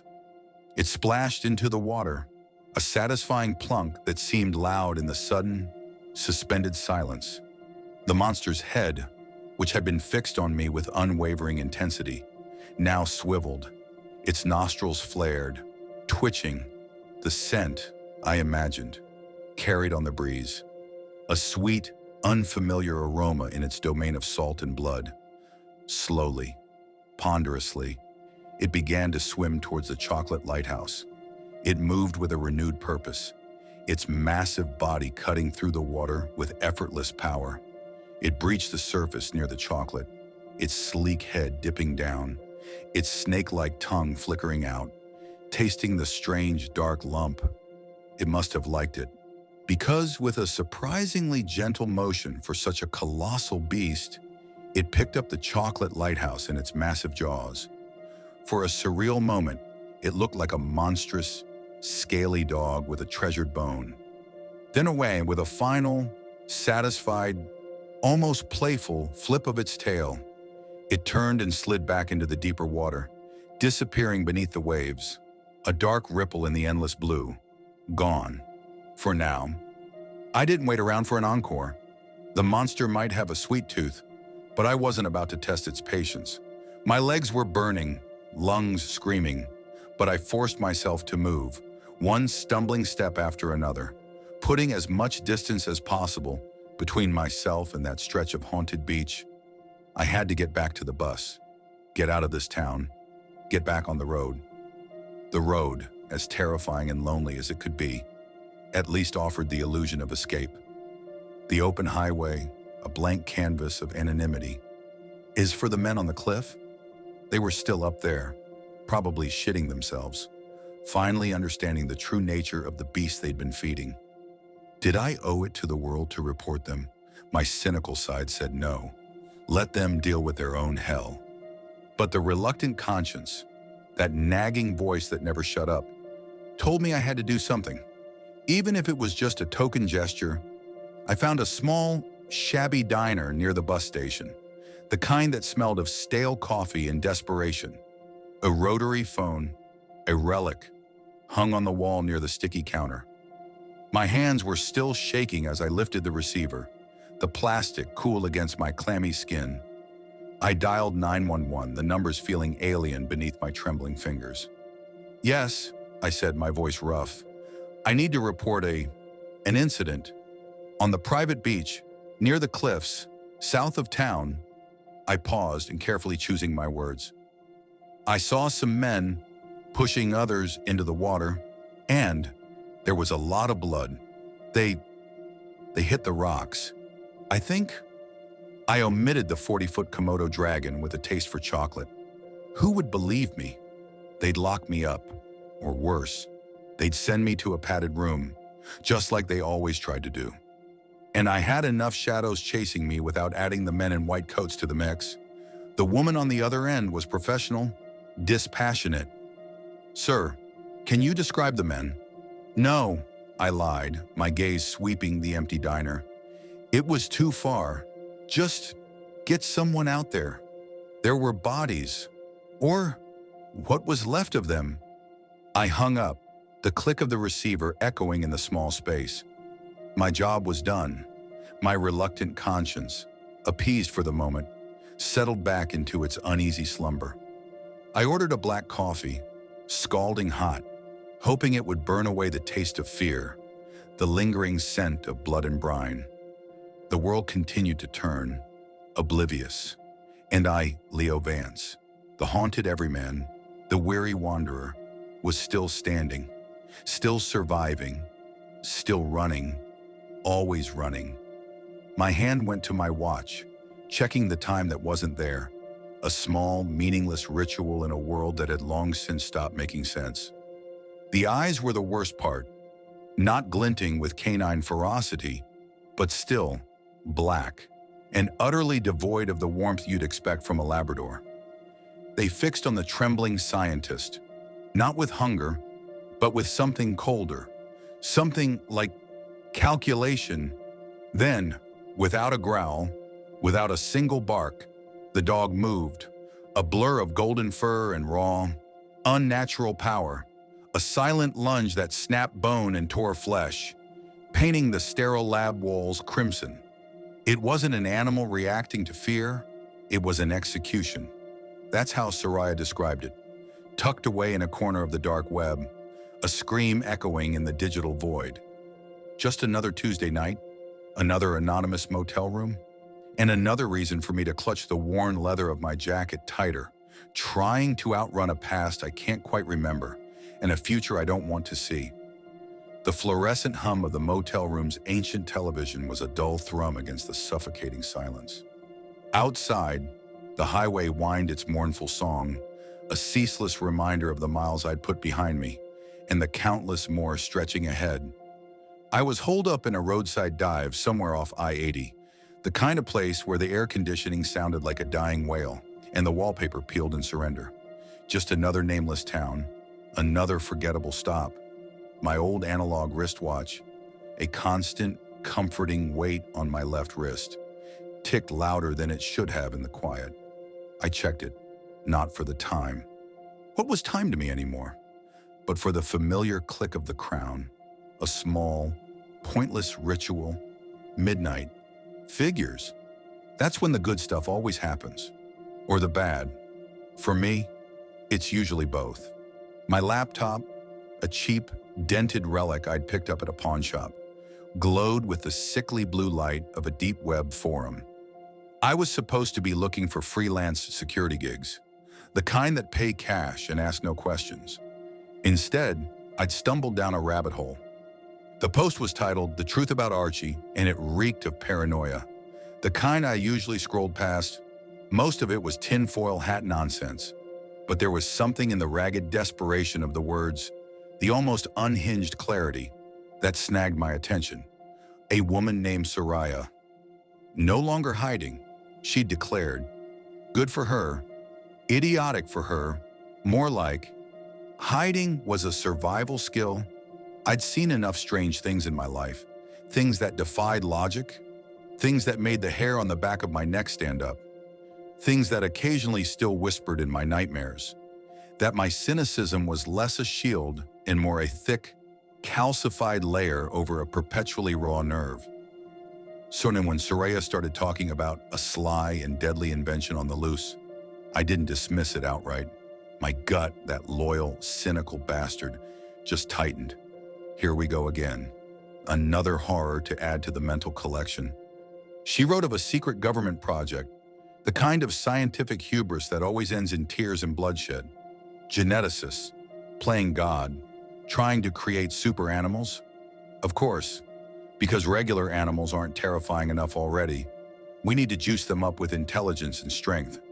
What could possibly go wrong? I imagine some lab coat-wearing pencil neck explaining the project, beaming with pride, utterly blind to the cosmic irony. Humans, always reaching for the stars, always tripping over their own feet and falling into a pit of their own making.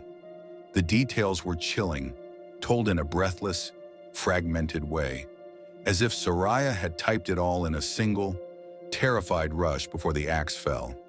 Out of 1283 attempts, only 19 survived. 2 were outstanding successes. Subject 0317, codenamed Pickle, a Holland Lop rabbit with agility and fair intelligence, and Subject 0861, codenamed Archie, a Labrador retriever with great strength and intelligence. A rabbit and a dog. Sounds like a kid's cartoon, right? Except the punchline was going to be covered in blood. Archie, she wrote, with a strange emphasis. A beautiful, friendly, and obedient dog. The kind of dog you see in family photos, chasing frisbees in the park. The kind that licks your face and begs for belly rubs. That was the first prick of true dread. I looked over at Buster, curled up on the scratchy motel blanket I'd laid out for him at the foot of the bed. He was a scruffy terrier mix I'd found rooting through a dumpster behind a diner a few months back. All gangly legs and floppy ears, a rumbling freight train of snores. My one concession to anything resembling a normal life. A constant reminder of that damn reluctant conscience I couldn't seem to shake. The sight of him, innocent and trusting, made the words on the screen twist into something ugly and cold in my gut. What if? What if something like Archie existed, and you never knew until it was too late? The thought made me want to grab Buster, pull him close, just to reassure myself he was still Buster. But that would be stupid. He'd just give me a look, then go back to dreaming of squirrels. Soraya detailed the communication test. Archie and Pickle, typing on a keyboard. Archie, extroverted, typing. This again? Want to go outside? And then, the first truly unsettling line. I am 1 year old. Already, I am grown. No need protection. Need to go outside. Before demise. Demise, not death, not sleep. Demise. The word hung in the air, heavy and wrong. A year-old dog, expressing a profound awareness of its own mortality and a desire for freedom. My jaw tightened. This wasn't just a smart animal. This was something else. A flicker of something I'd once seen in a set of cold, reptilian eyes, though I couldn't quite place the memory. It was always like that with me. The brain trying to protect itself by burying the really bad stuff, but the gut remembering. Then Pickle, the rabbit, typed its own message. Important message. And then, the short, horrifying warning. Apex RC. RC bad. RC attack, kill all the... That's when it all went sideways. Archie attacked Pickle. A dog attacking a rabbit isn't unheard of, but the context, it screamed intent. The supervisors, screaming at Archie to stop, shooting tranquilizers. Archie, the beautiful, friendly, obedient dog, dodging the darts, a blur of unnatural speed. A guard tried to intervene. Archie, without a single bark, jumped, tore out the man's throat. Not a wild, desperate attack, but a precise, efficient kill. I could almost smell the coppery tang of blood, the sharp, metallic odor of fear. The sterile lab, meant to contain, becoming a slaughterhouse. Soraya, in a moment of desperate, suicidal courage, opened a door to let Pickle escape. She then slammed it shut, trapping Archie inside the test room. But the dog wasn't trapped. Not really. I imagined him, golden fur flecked with blood, standing before the push-button lock. Then, the impossible. He used it. He typed in the security code. The door hissed open. My breath hitched. Not just strong, not just intelligent, calculating, purposeful. A cold wave of dread washed over me, the kind that makes your skin crawl and your stomach clench. This wasn't just some animal gone wild. This was a mind, a strategist. My hand, almost unconsciously, went to my wristwatch, thumb tracing the glass. Click, click. A futile attempt to ground myself in reality. The red alert. Archie, ignoring everyone, walked directly to the central command room. Another passcode, another door opening with ease. The scientists inside, armed with pens and keyboards. Pens and keyboards. Against that, it was almost darkly comical, if it wasn't so utterly tragic. Archie coolly, systematically, freed the other 17 subjects. A bear, a tiger, a king cobra, pawns in his game, as Soraya later realized, designed to create chaos, to occupy the guards. Then the part that made Soraya's terror palpable even through the screen. Archie looked at them, one by one, and when he looked at her, holding pens. Plunging his eyes into mine, she wrote, it felt like he could see my soul, hear my heartbeat, and sense my overwhelming fear. Without a growl, without a bark, he attacked the closest scientist, ripping him apart. Just another obstacle, another piece of meat. I closed my eyes for a moment, picturing it. The sterile white, the crimson spray, the quiet efficiency of the predator. It was the lack of sound, the absence of any animalistic rage. That was truly disturbing. This wasn't some beast running on instinct. It was a cold, calculating intelligence. It was a serial killer wrapped in a dog's skin.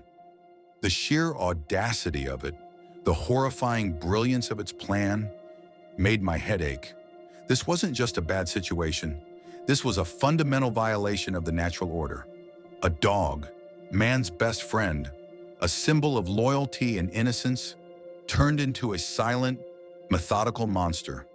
It was a grotesque inversion, a perversion of everything comforting. Buster stirred in his sleep, letting out a soft whimper, probably chasing an imaginary rabbit. I opened my eyes and looked at him again. He was so utterly, guilelessly innocent. He wouldn't hurt a fly. He was good, and yet the seed of doubt, planted by Soraya's story, had taken root. How many people had welcomed an Archie into their homes without ever knowing? How many families had patted the head of a silent, calculating killer disguised as a loyal companion? The thought made my skin crawl. It was the ultimate monster in plain sight, and it was infinitely more terrifying than the hulking, roaring kind. At least you could see those coming. Soraya went on to describe the aftermath. The bear and tiger created havoc, killed 15 people before being sedated. The cobra, found before it could reach Pickle, also sedated. Archie, the mastermind, escaped the facility after disabling cameras, slaughtering 2 cooks, a janitor, and an office administrator on his way out. People who posed no threat, just collateral damage. He wasn't killing for food or self-defense. He was killing because he could, because it was part of his escape plan, because, perhaps, he enjoyed it. The thought of that quiet, methodical slaughter made my stomach churn. The government chose silence instead of alert to avoid creating panic, she wrote. They do not want to lose their precious jewel. Typical. The bureaucracy of horror, always protecting the asset, never the people. This was why I trusted no one. Why I kept moving. Why I never stayed anywhere long enough to leave a trace. Because the monsters weren't always under the bed or in the woods. Sometimes they were walking around in plain sight, looking like the epitome of harmlessness, protected by the very people sworn to protect you. And sometimes they were born in a lab, a product of human arrogance. Her final plea was simple, desperate. Archie is a Labrador Retriever, one of the most common domestic dogs in America, and he is conscious of his appearance. He looks like a normal dog and can sure act as such. If he killed your dog and replaced it, trust me, you would not know. I know Archie is still out there. Be careful. I scrolled down, looking for comments. The post was already gone. Deleted. This post has been removed due to violation of community guidelines. Or more likely, because the government, with its long, silent reach, had found Soraya. Maybe she was erased like she feared. A cold, hard knot formed in my chest. So much for no longer hiding. I leaned back in the motel chair, the cheap plastic creaking under my weight. My eyes drifted to Buster again, who let out a contented sigh. He was harmless. He was mine. And the thought that something like Archie could be out there, could replace him, could walk into my life dressed in fur and innocence. It was a new kind of terror, one that burrowed deep into the space that Buster had finally started to fill. The vulnerability of it was almost unbearable. My fatal flaw, that damn conscience, had led me to open my life, just a crack. And now the world was showing me exactly how that could backfire. I ran a hand over the worn leather of my jacket, the familiar texture, a small comfort. It was a damn good thing I didn't stay put for long, because if Archie was out there, blending in, playing the perfect family pet, then every wagging tail was a potential lie, every friendly bark a concealed threat. The world was already a minefield of unseen horrors, things that clawed at the edges of reality. But this was the horror of the mundane, of the everyday. It made the familiar alien, the safe dangerous. It confirmed every cynical suspicion I'd ever had. I reached for my go bag, the one that was always packed, always near the door, checked the Maglight's batteries, made sure the cash was there, just in case, because even though I was miles away from any secret government lab, and Archie was just a story on a deleted forum, the seed of that particular nightmare had been planted. And in my world, nightmares had a nasty habit of growing teeth. I looked at Buster one last time. He shifted, nestled deeper into the blanket. I knew, with a certainty that chilled me to the bone, that if anything ever threatened him, if anything ever tried to wear his skin or steal his place, my reluctant conscience wouldn't be so reluctant. It would be a fury. And that, I knew, was a far more dangerous weakness than anything else. Total character count, 9877. My lungs burned, each breath a ragged rasp that tore at my throat. But there was no time for weakness. The cold grip of panic was a familiar, unwelcome guest, squeezing the air from my chest. Beside me, Buster. A low growl vibrating deep in his chest, pounded through the pine needles, his scruffy fur plastered with sweat and something else I didn't want to think about. The massive, wet thudding behind us echoed the frantic beat of my heart, a primal drumbeat of pursuit that promised a horrifying end. I risked a glance over my shoulder, the beam of my maglight a desperate, flickering spear against the impenetrable black. In that brief, terrifying flash, I saw it, a hulking, malformed silhouette, limbs twisted into impossible angles, its head a monstrous caricature of human suffering, its eyes, deep set and devoid of anything resembling life, reflected the meager light with an ancient, predatory hunger that made the hairs on my neck stand on end. Every fiber of my being screamed to run faster, to push Buster harder, to escape this hellish pocket of the world. This wasn't just a monster. It was the embodiment of every nightmare I'd ever fled. A fresh, raw wound torn open in the fabric of what I'd hoped was a quiet, anonymous existence. This was the culmination of days spent trying to ignore the wrongness. Days that had begun with a simple job and a desperate hope for a little peace. It had started, as it always did, with a need to disappear. Northern Minnesota, a patch of wilderness where the trees were thicker than scents and the lakes reflected nothing but empty sky. It was late spring, but the air still held a bite, promising long, cold nights even as the days stretched out. I'd picked up a gig as a kind of impromptu caretaker for a series of rental cabins, a short-term gig for a property owner who preferred to deal in cash and ask no questions. Perfect. Just the kind of temporary or low-profile work that kept my worn leather jacket from gathering too much dust in one place. Buster, my scruffy pit mix, was curled in his usual spot beside the passenger seat of my beat-up pickup, snoring softly, oblivious to the dread that always hummed beneath my skin like a faulty wire. He was my anchor, the one steady thing in a life that seemed perpetually intent on capsizing. "Another slice of paradise, eh, boy?" I muttered, running a hand over his warm fur. He stretched, yawned, then nudged my hand for a scratch behind the ears. "Don't get used to it. Nothing gold stays." My wristwatch, an old analog piece that had seen more horrors than a combat medic, gleamed dully in the weak morning light filtering through the pines. I checked it, not for the time, but for the familiar weight of it, a small, mechanical certainty in a world that consistently offered none. The cabin I was assigned to maintain for a week was nestled deep in the woods, overlooking a sprawling, dark lake. It was exactly what I'd wanted: isolated, quiet, barely a ripple on the surface of local life. The kind of place where you could lose yourself, or at least pretend to for a little while.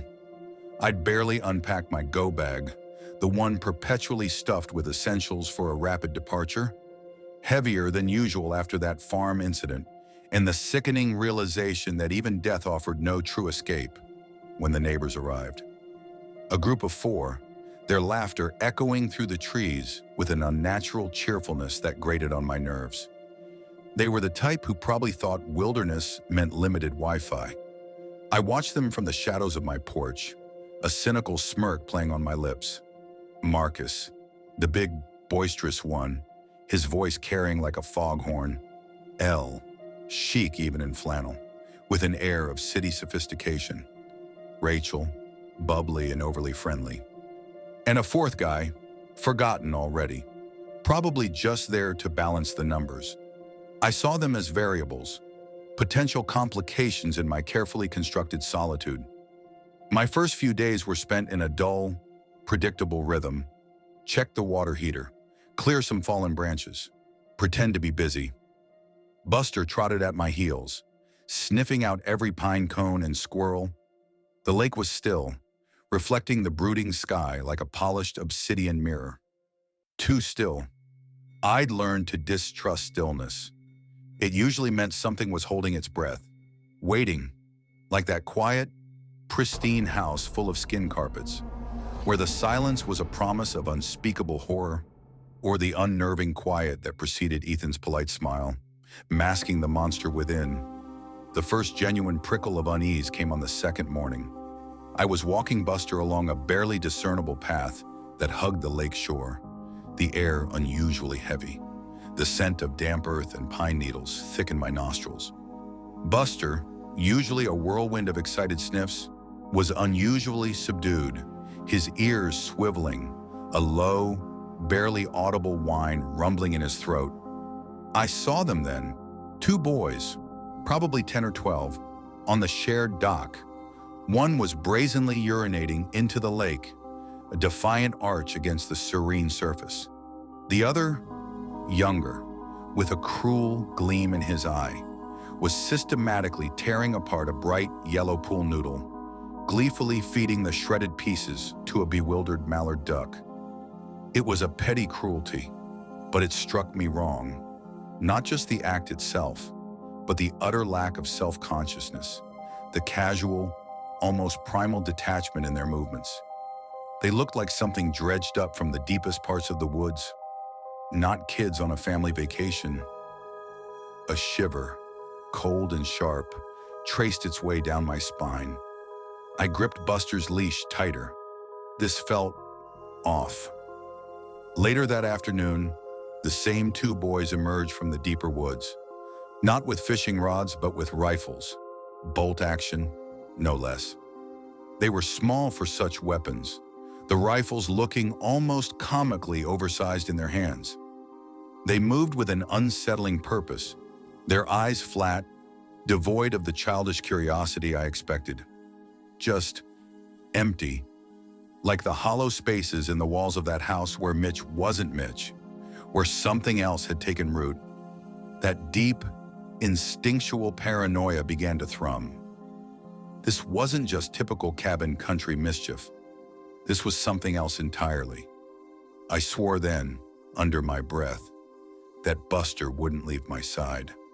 That evening, a sickly orange sun bled through the trees, staining the lake with bruised purples and reds. Marcus, the boisterous neighbor, was attempting to coax a reluctant fire pit into submission. His friends, Elle and Rachel, had driven into town for supplies, leaving him and the other guy, still couldn't remember his name, alone. I was at my cabin, nursing a cup of lukewarm instant coffee, Buster asleep by my feet. A sudden sharp growl from Buster snapped my head up. His hackles were raised, a low, guttural rumble shaking his whole body. He was staring, not at me, but at the edge of the firelight beyond Marcus's cabin. I squinted. A figure stood there, just at the periphery of the fading light, obscured by the long shadows of the pines. It was one of the boys, the younger one, the duck killer. He was soaking wet, water dripping from his clothes and hair, catching the last of the firelight in sickly glints. His movements were wrong, jerky and slow, like a marionette with tangled strings. His head was cocked at an unnatural angle, and his eyes, even from this distance, I could feel the wrongness of them, vacant, blurry, like a lens out of focus. A phantom itch crawled on my skin, the kind I recognized from encounters with things that wore human flesh, but weren't human, like Olivia, her smile too wide, her eyes too dead. Marcus, bless his oblivious heart, called out, "Hey, kid, you all right? You look like you took a swim." He started to walk toward the boy. "Marcus, wait!" I found myself calling, a warning bell clanging in my gut. My voice was hoarse. Buster was now a rigid, trembling line beside me, his growl escalating to a furious bark. He knew. The boy didn't answer.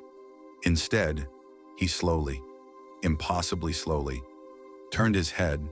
His mouth was slightly agape, and a thin stream of clear, viscous drool glistened on his chin, catching the firelight. He looked hungry, not for food, for something else, something I knew intimately. Marcus, now closer, hesitated, a flicker of unease finally crossing his face. The boy then turned away, disappearing back into the deeper shadows as silently as he had appeared. Marcus, shaken but trying to brush it off, muttered something about the kid being a bit off. He then started walking toward the neighboring cabin, presumably to check on the boy or his family. "I'll just make sure he's okay," he called over his shoulder, his voice thin now. My stomach twisted. I knew Marcus wasn't coming back the same way he left. My internal clock, the one calibrated by fear, began ticking faster. Hours crawled by. The night deepened, bringing with it a profound, suffocating silence that swallowed every sound, every whisper of the wind. Elle and Rachel returned, their voices muted, their laughter gone. They had a small cooler of beers, but no Marcus. Rachel's face was pale. "We thought he was with you. Leo. He went to check on one of the kids next door," I said, my voice flat. "The one who looked like he'd been dragged out of a swamp." The air grew colder, the scent of pine now mixed with something acrid, metallic, something I'd learned to associate with things that should not exist.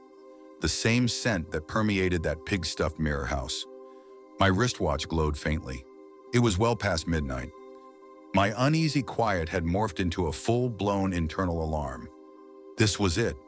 This was the moment where my cynical, self-preservation instincts warred with that damned, stupid conscience. Every cell in my body screamed, "Run, pack the truck, disappear."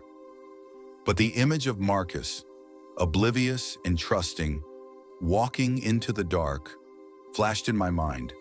The memory of that scream, that dead man's whisper from the mountain pass, The phantom hitchhiker who'd shown me how quickly normal could rot into grotesque echoed in my ears. I couldn't just leave. Not yet. Not while there was still a sliver of doubt. And there was Buster, his eyes fixed on me, a low, worried whine in his throat. He wouldn't let me leave. Not truly. He should have been back by now, Elle said, her voice barely a whisper. Yeah, I agreed, grabbing my heavy mag light. The cool, solid metal felt comforting in my hand. Let's go. Stay behind me, and stay quiet. Buster was already at my side, a shadow. His steps were unnaturally light, his hackles still raised. He was ready. The path to the neighboring cabin was darker now, swallowed by the oppressive gloom of the forest. The air grew colder with every step, the kind of unnatural cold that sinks into your bones and freezes the blood in your veins. It smelled like stagnant water and something rotten, something like the inside of a freshly disturbed grave. The silence here wasn't peaceful. It was a hungry, watchful silence, pressing in on us from all sides. My hand instinctively went to my wrist, tracing the cool metal of my watch, a tiny, grounding ritual. The cabin door was ajar, a sliver of inky blackness against the dimly lit interior. My breath hitched. This was a classic. The open door, the silence, the universal invitation to disaster. Stay here, I muttered to Elle and Rachel, pushing them gently behind me. Buster, stay. Guard them. I hated the words as they left my mouth. Leaving Buster was anathema, but I needed him to protect them. This place felt like a meat grinder. I pushed the door open, the wood groaning like a dying thing. The interior was a charnel house masquerading as a living room. Furniture was overturned, cushions torn, a lamp shattered. The air was thick with the stench of something foul and sweet, a cloying smell of blood and decay that made my gorge rise. My flashlight beam cut through the gloom, dancing over the wreckage. Then I saw him, Marcus. He was on the floor, sprawled awkwardly, his breathing shallow, a thin, sickly rasp. His eyes were wide open, darting aimlessly, unfocused, like a broken doll's. He was alive, but barely. And something had been in him, or through him. Before I could fully process the scene, a guttural, blood-curdling scream ripped through the silence from upstairs. Rachel stumbled down the narrow, creaking staircase, her face ashen, her eyes wide with unholy terror. There's someone upstairs, she stammered, her voice choked with horror. She's dead. Oh God, she's dead. A shadow, too large, too quick, detached itself from the gloom behind her. My flashlight beam swung wildly, catching it for a split second. It was the other boy, the older one. His clothes were soaked, his hair matted, and his face was a mask of primal, inhuman rage, smeared with dark, glistening blood. His teeth, too long, too sharp, were bared in a snarl that was all animal, no human. He lunged at Rachel, a horrifying, accelerating blur. My blood ran cold. This wasn't some possessed kid. This was a manifestation, a grotesque inversion of humanity. Then, a black blur, a streak of pure, unadulterated fury. Buster! He launched himself past me, a ferocious growl tearing from his throat, slamming into the boy with the force of a battering ram. The impact threw the boy against the wall, a sickening thud. Buster was on him instantly, a tornado of teeth and claws, his snarls drowning out the boy's inhuman shrieks. This wasn't the playful Buster. This was a protector, a beast unleashed against an abomination. Run, I roared, grabbing Rachel's arm, pulling her toward the open door.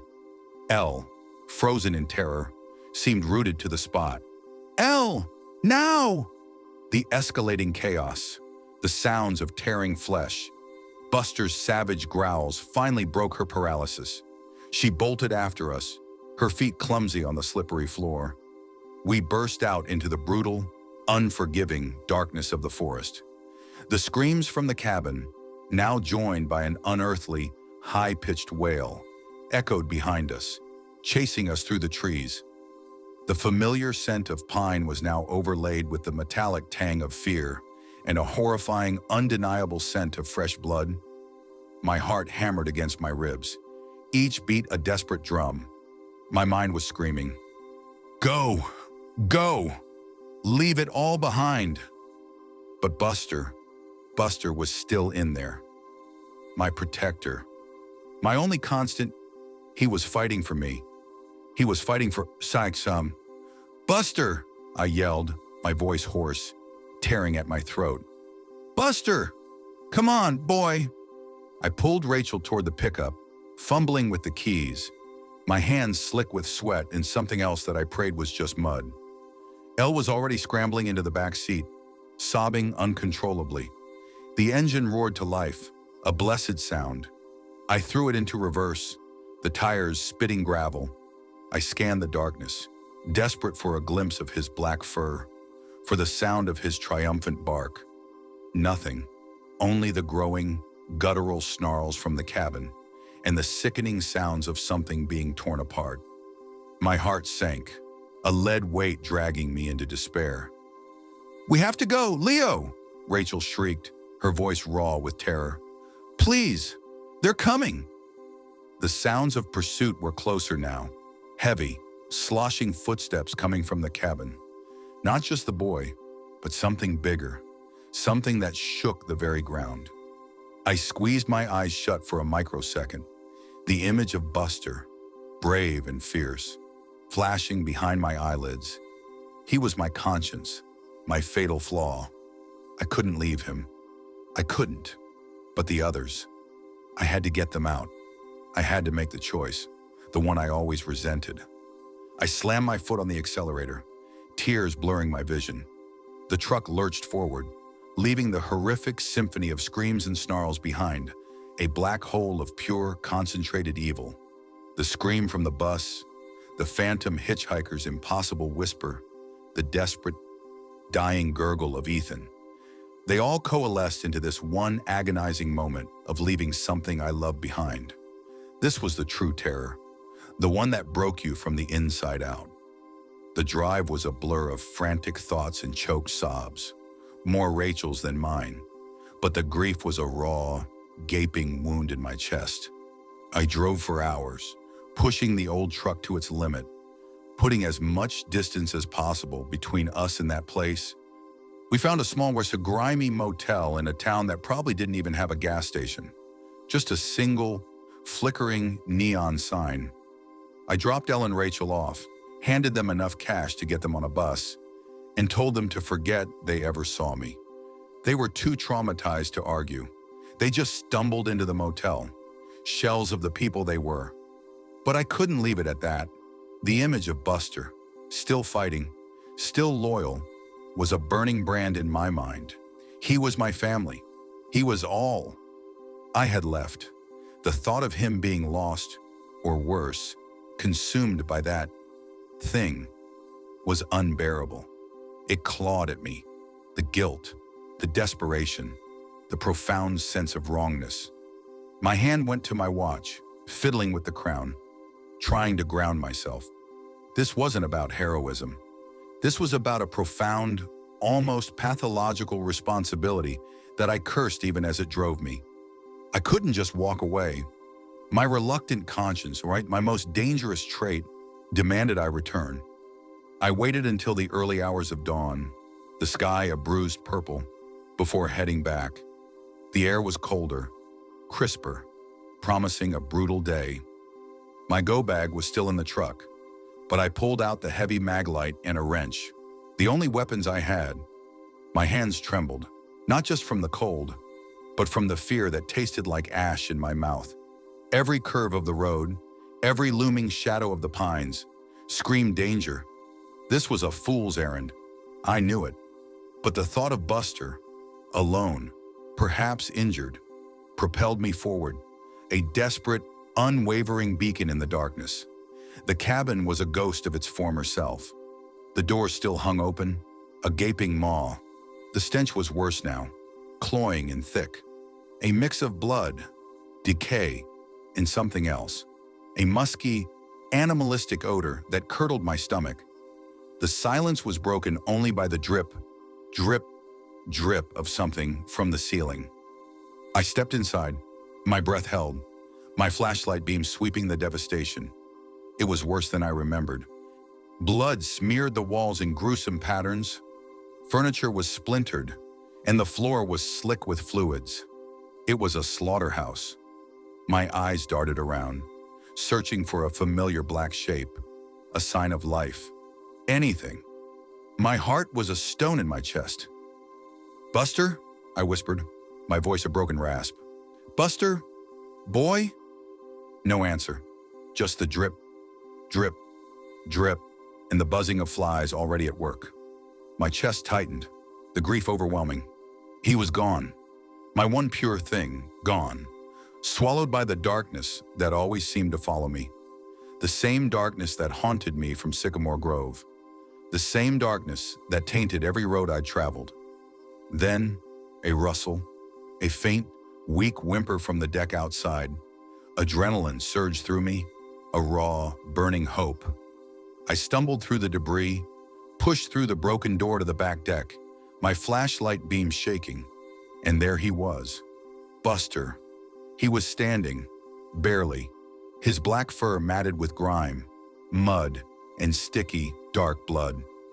A deep, ragged gash ran down his flank, and his eyes, usually so bright and full of life, were glassy, unfocused. He looked up at me, whimpered again, and then, slowly, agonizingly, his tail gave a weak, single wag. He pushed himself forward, staggering toward me, a testament to his unbreakable spirit. "Buster!" I choked, dropping the flashlight and wrench, falling to my knees. He collapsed into my arms, a heavy, trembling weight. I buried my face in his fur, tears finally streaming down my face, hot and salty against his matted coat. He was alive. He was actually alive. The relief was a tidal wave, washing over me, leaving me weak and trembling. But the relief was fleeting. A sudden, deep guttural growl vibrated through the deck. Not Buster's. My head snapped up, my eyes wide with terror. The flashlight, dropped on the ground, lay at an awkward angle, its beam pointing toward the shadows at the edge of the deck. Something massive moved there, a shift in the absolute blackness that seemed to suck the light out of the air. A grotesque silhouette, its limbs twisted into impossible configurations, its body a misshapen mass of muscle and bone. The eyes, hollow and ancient, caught the faint spill of light from the cabin, burning with malevolent intelligence. It was the thing that had caused all this, the true monster. It filled the space, its presence suffocating, the air growing heavy and cold. It took a step forward, its heavy, squelching footsteps sounding like something dragging itself from the bottom of a bog. The guttural growls resonated in my chest, a primal threat that promised a slow, agonizing end. This was more direct, more personal than the wall dweller, more predatory than Ethan. It felt like it was hunting me. Specifically, my mind screamed, "Run, now." This time there was no conscience to fight, only instinct, pure, unadulterated terror. I scooped Buster into my arms, ignoring the pain in his side, ignoring the weakness in my own limbs. He was heavy, but I held him tight, an iron grip. My eyes darted to the truck. It was a straight shot. "We're going, boy," I whispered, my voice thick with fear and determination. "We're going." I bolted, barely. My legs felt like lead, but I forced them to move, my back screaming for me to look behind. The heavy, squelching footsteps pounded behind us, faster than they should have been for such a hulking mass. The creature's roar ripped through the dawn, a sound of pure, unholy rage that vibrated through the very trees, shaking the leaves, tearing at the silence of the woods. It was a sound that would haunt my nightmares for the rest of my miserable life. I reached the truck, fumbled with the door, threw Buster onto the passenger seat, ignoring his pained whimper. I dove into the driver's seat, slammed the door, and twisted the key. The engine turned over. Thankfully, a sputter, then a roar. I threw it into drive and floored it. The truck lurched forward, spitting gravel, just as something heavy slammed against the back bumper, rattling the whole frame. Another roar, closer this time, and then a sickening shriek of tearing metal. I didn't look back. Couldn't. I just drove, faster than was safe, weaving through the winding dirt roads, putting as much distance as I could between us in that place. The police, of course, found the carnage. A family mauled, a cabin destroyed, and they found bite marks on the boy, on Marcus, and they saw Buster's fresh wound, the matted blood on his fur. They blamed the dog, my dog. They called him dangerous. They wanted to take him. My blood ran cold, a familiar, furious rage burning within me. The same rage I felt when people dismissed what I saw, when they tried to rationalize the impossible. It wasn't him, I told the sheriff, my voice tight with barely contained fury. It was something else, something not human. He looked at me, his eyes full of pity and suspicion. Son, we got clear evidence. Dog attack, pit lab mix, aggressive. We're going to have to put him down. The world seemed to tilt on its axis. Put him down, my Buster. The one thing that kept me tethered to sanity. The one pure, unwavering light in my life. The universe, always hostile, always trying to strip me of everything. The memories of that farm flashed in my mind. The cosmic indifference, the harvesting of souls. No, not Buster, not ever. I didn't argue. I just left. While the sheriff was distracted with the crime scene tape, while the other deputies were canvassing the remaining cabins, I slipped Buster into the truck, drove away, and didn't look back. He needed medical attention, but I knew no vet would treat a dangerous dog without questions, without calling animal control. So I found a small, discreet clinic hours away, paid cash, and spun a story about a hunting accident.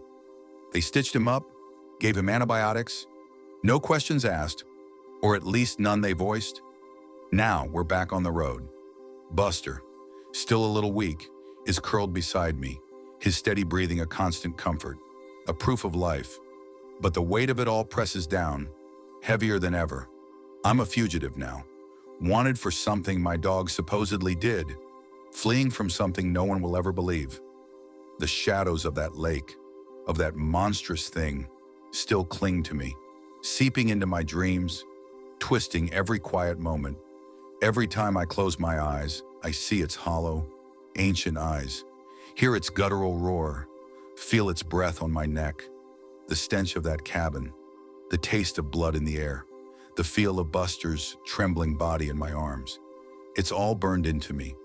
This life, this endless cycle of horror and flight, it feels like a curse, a debt I can never repay. The phantom hitchhiker, Ethan, Olivia, Mitch, the pig creature, the farm in the afterlife. They are all chapters in a book that refuses to end, and each chapter makes the next one heavier, more impossible to bear. And now, I have Buster, my Achilles heel, my reason to keep going, my reason to keep running, because if they ever catch us, they'll take him. And that, I realized, driving through the silent, indifferent night would be the true end of me. The woods whispered my name, daring me to return. But I know better now. I know the truth. And the truth is, the monsters are always out there. And sometimes they wear the faces of children. And sometimes they're closer than you think.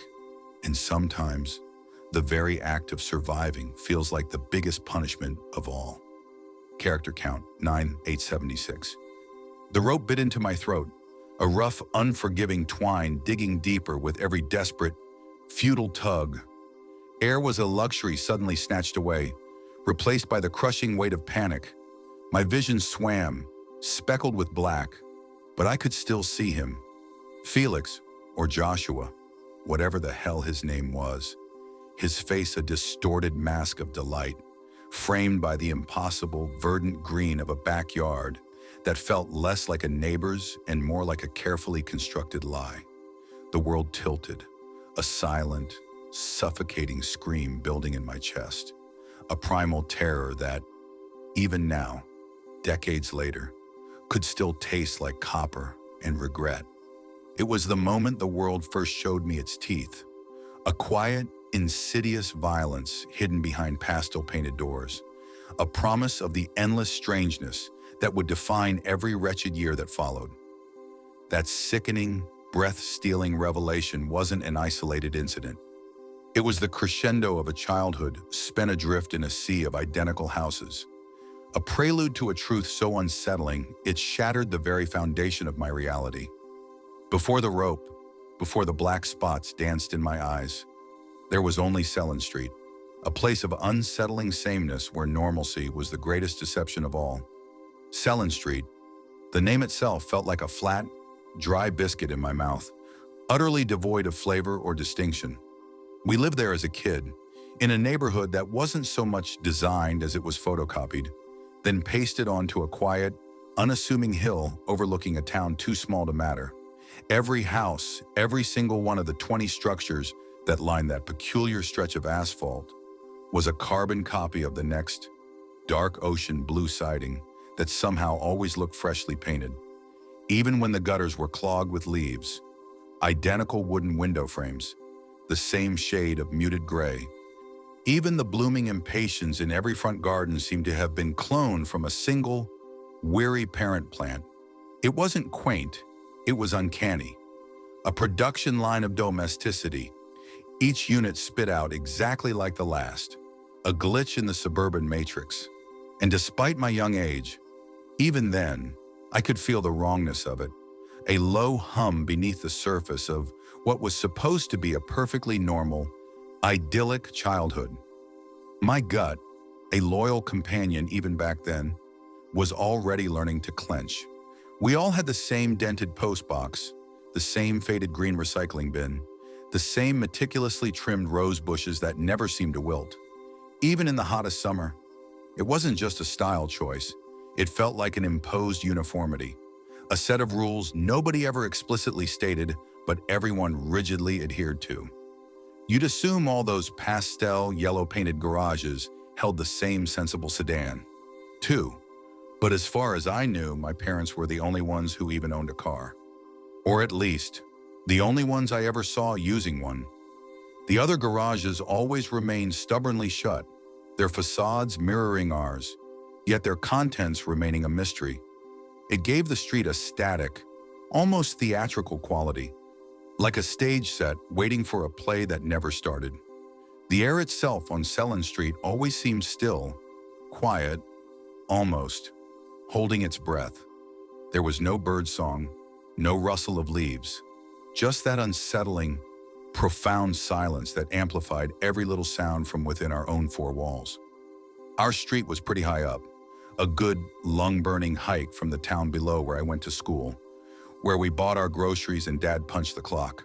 The cycle down was a thrill, the wind roaring in my ears, making me feel like some invincible, aerodynamic projectile. But the ride back up, that was always a drag, a slow-motion torture of burning thighs and a nagging, growing anxiety. Because reaching the top didn't mean relief, it meant playing the world's most boring, high-stakes game of which house is ours. It was usually the fourth one on the left, but usually was a flimsy hook to hang your sanity on when every single door was the same shade of yellow. Every single window stared back with the same blank, square eyes. When I was 6 or 7, I had the brilliant, utterly naive idea of leaving little breadcrumbs for myself. A chalk number on the pavement, a small, brightly colored flag tied to a bush, any kind of marker. I'd spend careful minutes placing them, feeling a smug sense of triumph over the street's insidious sameness. But every single time I returned, my markers would be gone, vanished, not even a smudge of chalk dust left. I always figured Mom removed them, probably worried that any deviation, any splash of individuality would upset the delicate, unseen balance of the neighborhood. She didn't want our home to stick out. She didn't want us to stick out. Even then, the word stick out felt loaded with a quiet dread. The real challenge was finding our way back at night. I'd sit in the back seat of Dad's old sedan, eyes heavy-lidded, thoughts swirling like static on a dying radio.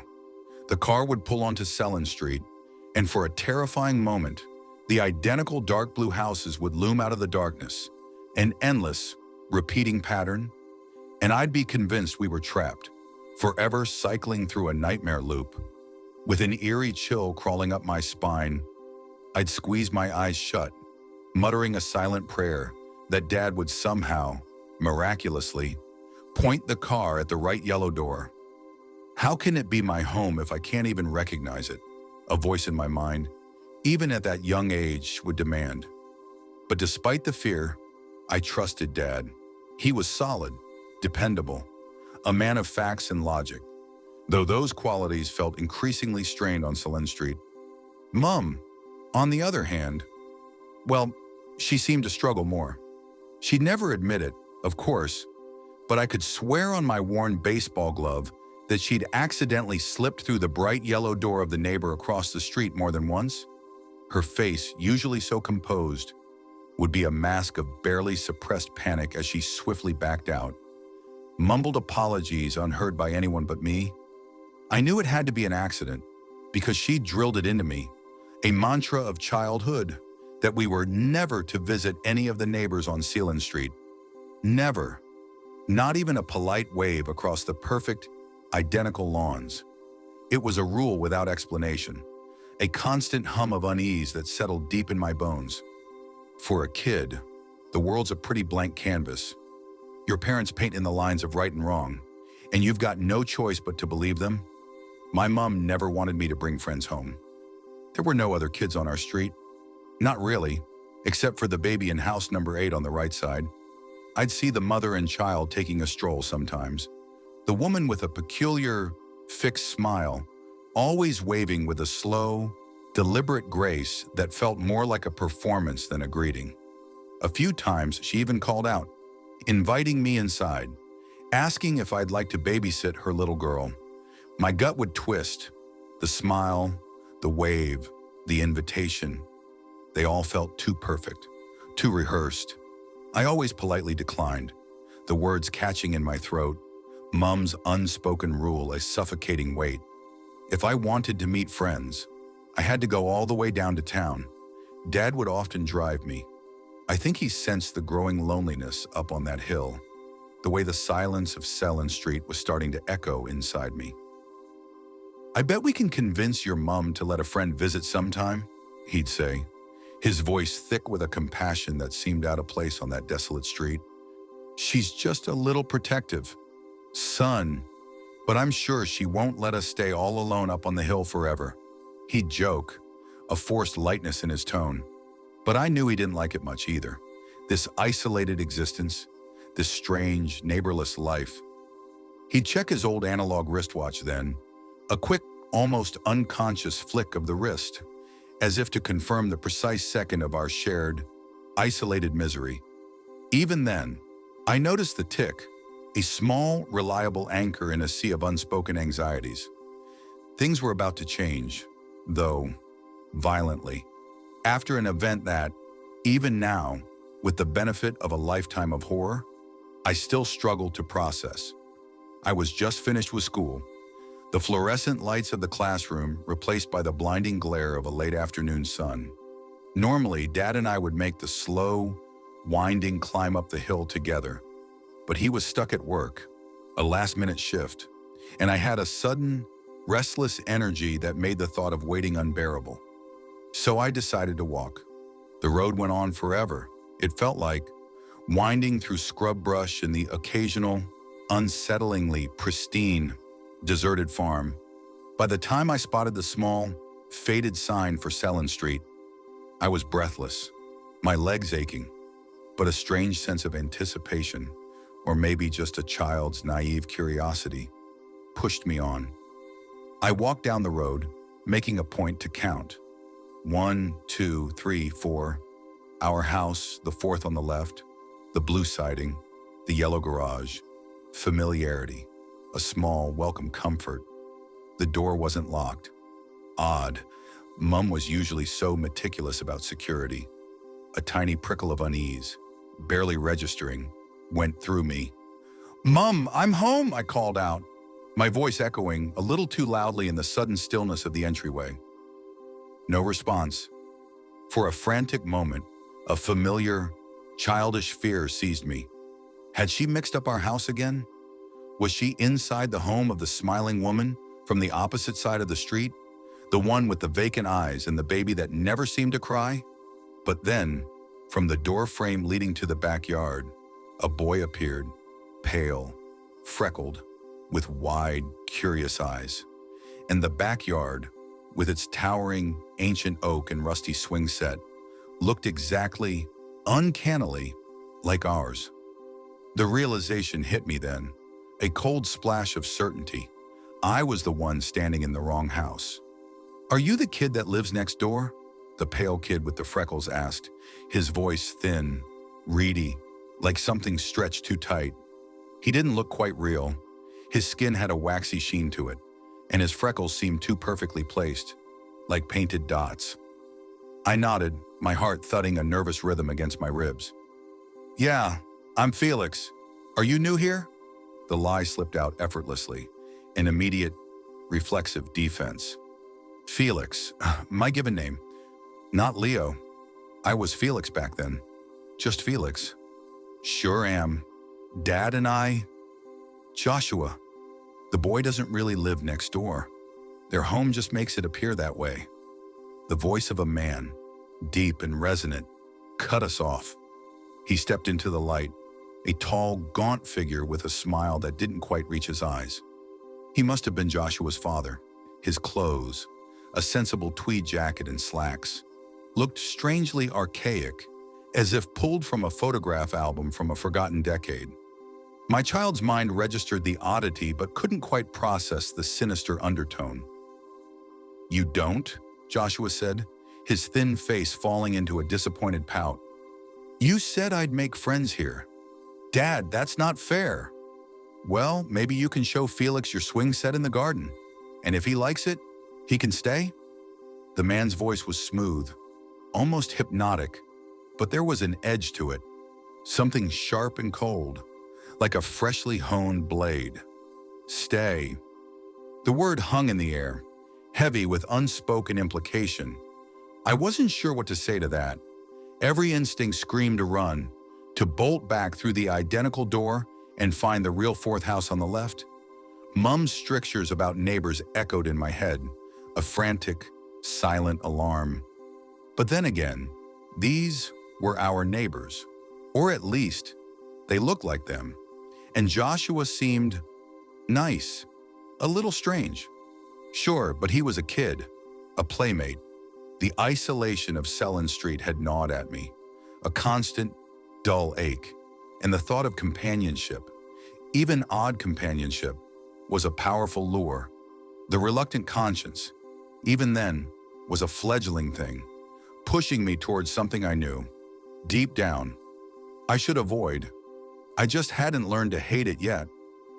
The rest of that afternoon is a blur, a series of disjointed images flickering in the haze of fear and repressed memory.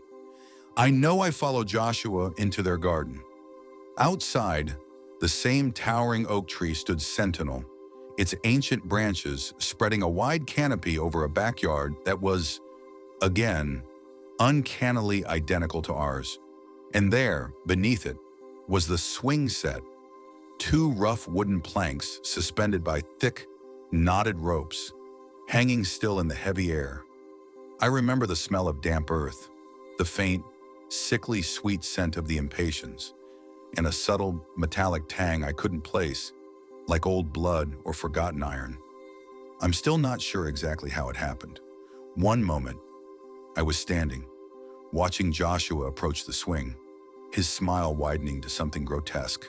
The next, the world was spinning, a dizzying whirl of green leaves and faded blue sky, The rope, thick and coarse, was suddenly around my neck, tightening with a brutal, relentless force. I thrashed, my small hands scrabbling uselessly at the unforgiving twine, my nails tearing at the rough fibers. Joshua's face, close to mine, was no longer merely pale. It was chalk white, stretched taut by a horrifying, gleeful grin. His eyes, once curious, now held a cold, ancient malice. My lungs burned, air refusing to enter, then refusing to leave. The metallic tang in the air sharpened, stinging my nostrils. Just before the blacks swallowed me whole, I heard them, muffled through the ringing in my ears, the distant, panicked shouts of my parents, laced with an unfamiliar terror. Then, darkness. When I woke up, the world was a kaleidoscope of red and blue, a throbbing agony in my throat. I was in a hospital bed, the sterile smell of antiseptic cutting through the lingering scent of fear.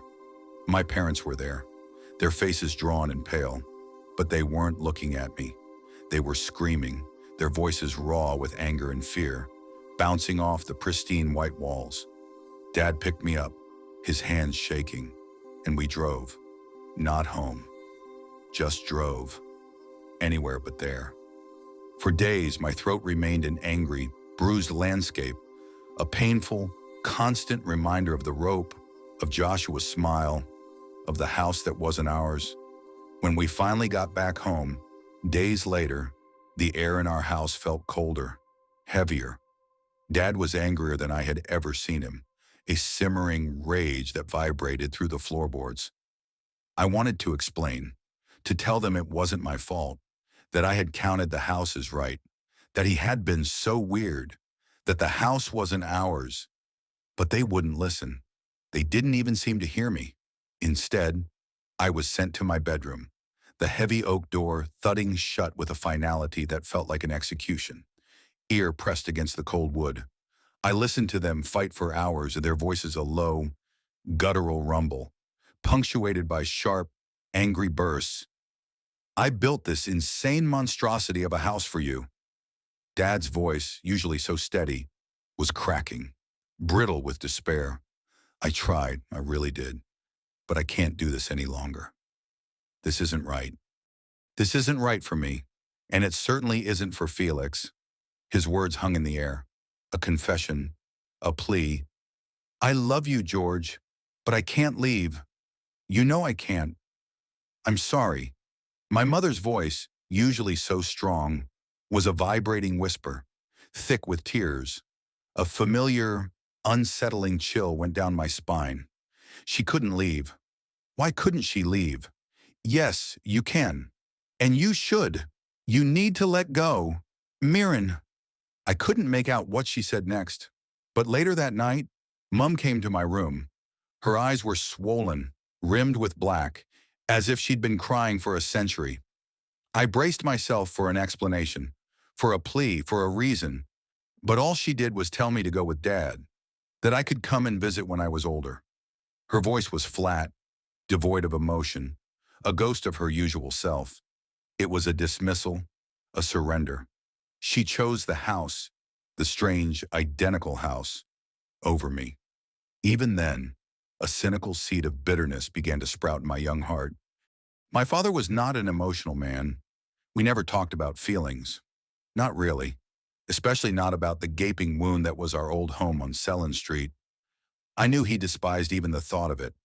I knew the quiet, aching pain he carried, the loss of Mum, who we'd lost touch with almost entirely after that night. He built a new life, a nomadic one, moving us from town to town, job to job, always just ahead of the questions, the memories. He'd check his wristwatch often back then, a frenetic, almost desperate tick, as if trying to outrun time itself. I learned to keep moving too, to blend in, to disappear. I learned to become Leo Vance, the man who left no traces, the weary wanderer. But I was 18 now, old enough to make my own choices, old enough to decide if I wanted to forgive my mother for choosing a house over her own son. The bitterness had festered, a constant ache in my chest, But beneath it, a reluctant conscience, that nagging, terrible flaw, urged me back. I knew it was time to go back, but before I could, I had to talk to Dad about the night we both tried so hard to forget, the night I visited the wrong house. Dad and I were having breakfast in the cramped, sterile kitchen of our latest temporary apartment. He was hunched over a bowl of oatmeal, the clink of his spoon against ceramic the loudest sound in the room. I took a deep breath. Dad, I started, trying to keep my voice even. I'm thinking of going back to the old hometown. See Mom. He flinched, the spoon clattering. His face, usually a mask of stoic resignation, contorted with a flash of pain. But then, a sigh, a nod. I could tell he understood, on some level. He was actually quite compassionate, quiet and understanding, until I brought up that night. The air in the room thickened, suddenly heavy, as if the walls themselves were listening. I know, he said, his voice raw, looking not at me, but at his trembling hands. We should have talked about this years ago. Sending you to a therapist, but not speaking to you about it myself. That was cowardly, but you were so young. I could never have predicted that the loneliness would make you take such measures. He looked up then, and his eyes were brimming with tears, a sight that shocked me more than any monster ever could. What are you talking about, Dad? I nervously laughed, the sound hollow. Fake. I instinctively reached for my wrist, though no watch was there. A phantom tick. I had other friends. I wasn't lonely. It was just nice to suddenly have a kid my age live next door.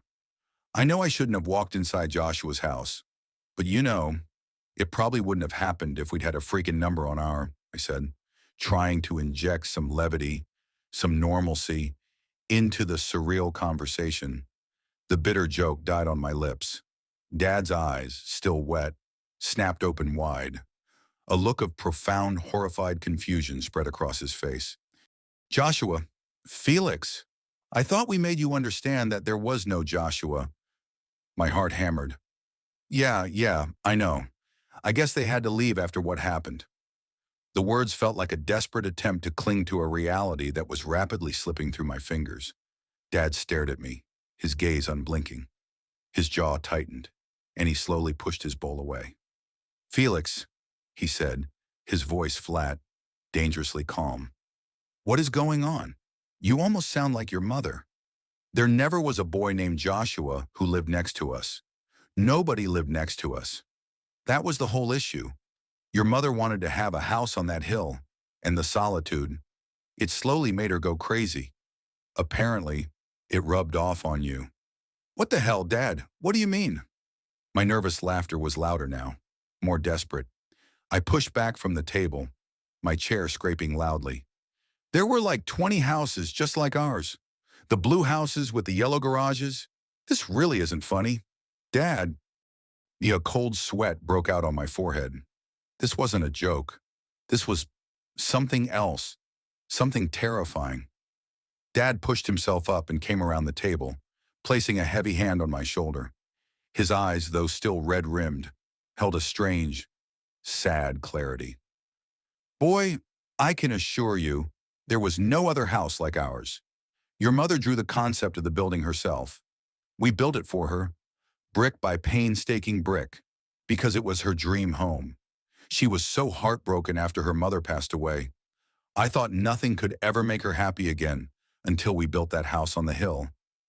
For a fraction of a second, a fleeting, painful smile touched his lips, a memory of a happiness that had clearly turned to ash.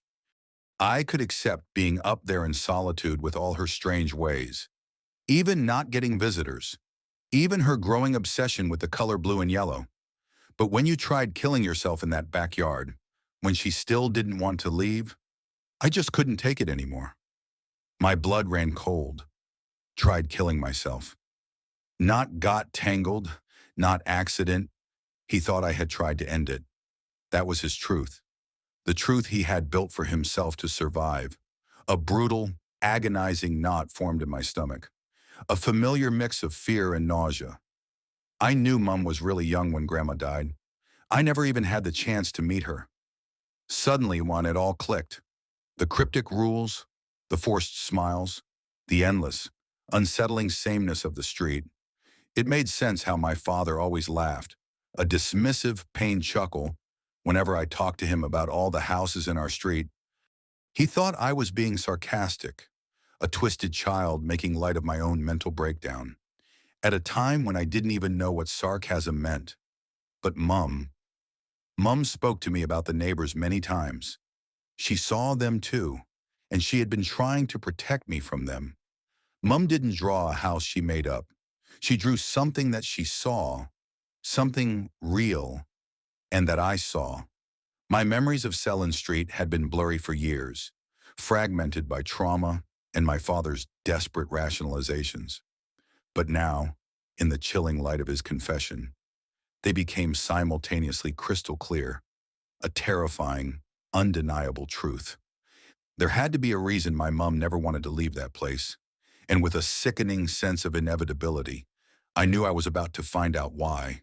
My worn leather jacket felt suddenly heavier, a tangible weight on my shoulders, a comfort against the cold dread coiling in my gut.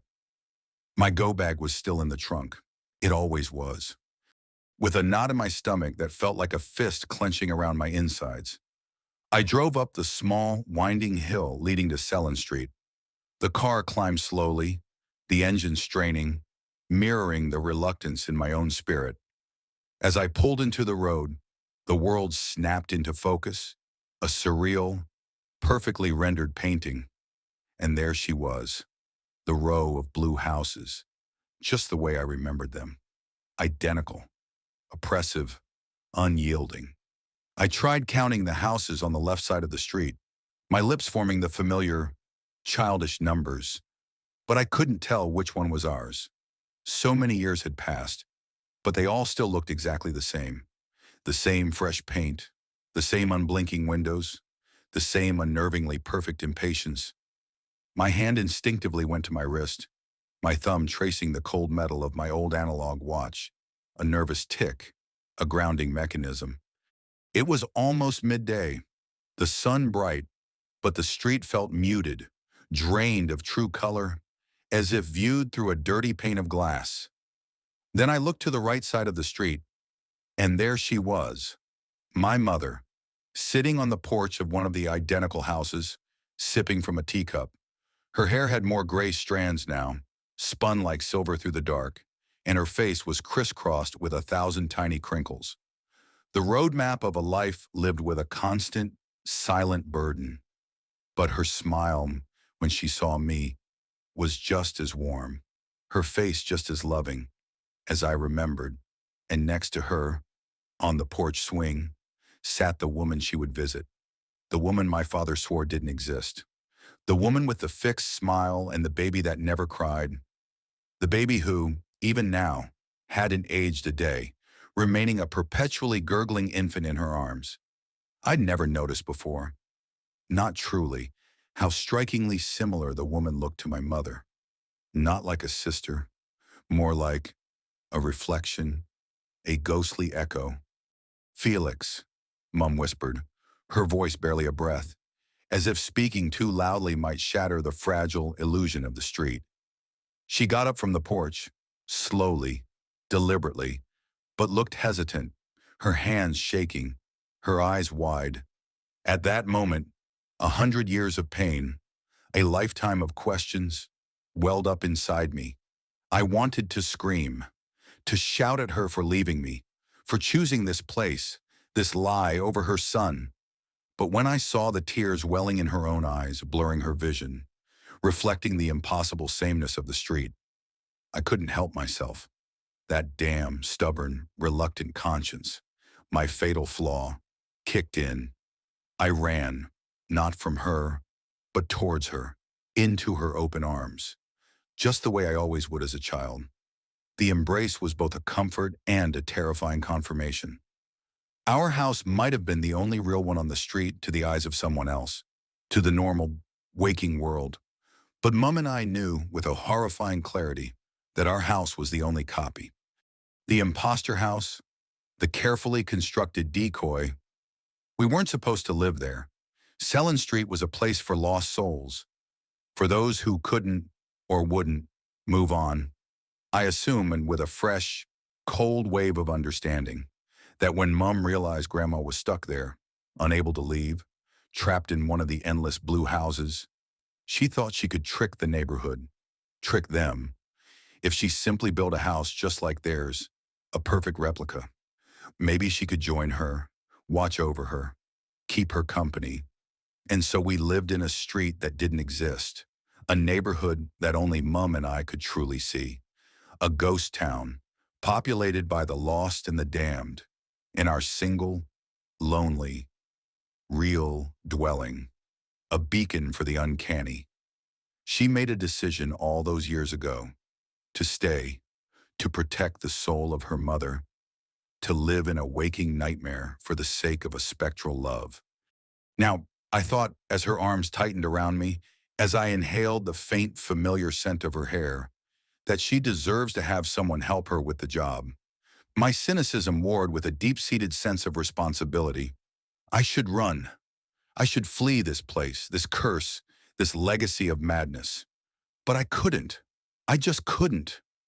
This was my origin. This was where the pattern started. Joshua and his father both still live on the other side of the street, trapped in their endless, horrifying loop. The woman and her baby girl still take their vacant strolls down the road, their smiles fixed, their eyes empty. And Grandma, or what's left of her, sits on her porch with a friendly, warm smile, a beautiful, eternal sentinel, oblivious to the terror that defines her existence. It gets hard at times, hard not to mix up our home with the other ones, especially as the neighborhood has been growing over the years. New houses appear sometimes, perfect copies, and with them, new, silent, permanent residents. People who got lost, who couldn't find their way out, or perhaps people who were drawn here, like moths to a flickering, impossible flame. But I don't mind. Not really. Not anymore. I'll just have to be extra careful, extra vigilant, to distinguish the real from the spectral, to make sure I never visit any house that isn't our copy-paste one. Not again. My leather jacket feels like armor, and my old wristwatch, perpetually checked, a constant reminder of the time I'm losing, the life I'm living, on this street that doesn't exist. This is my burden, my inheritance, my beginning. 9967 characters.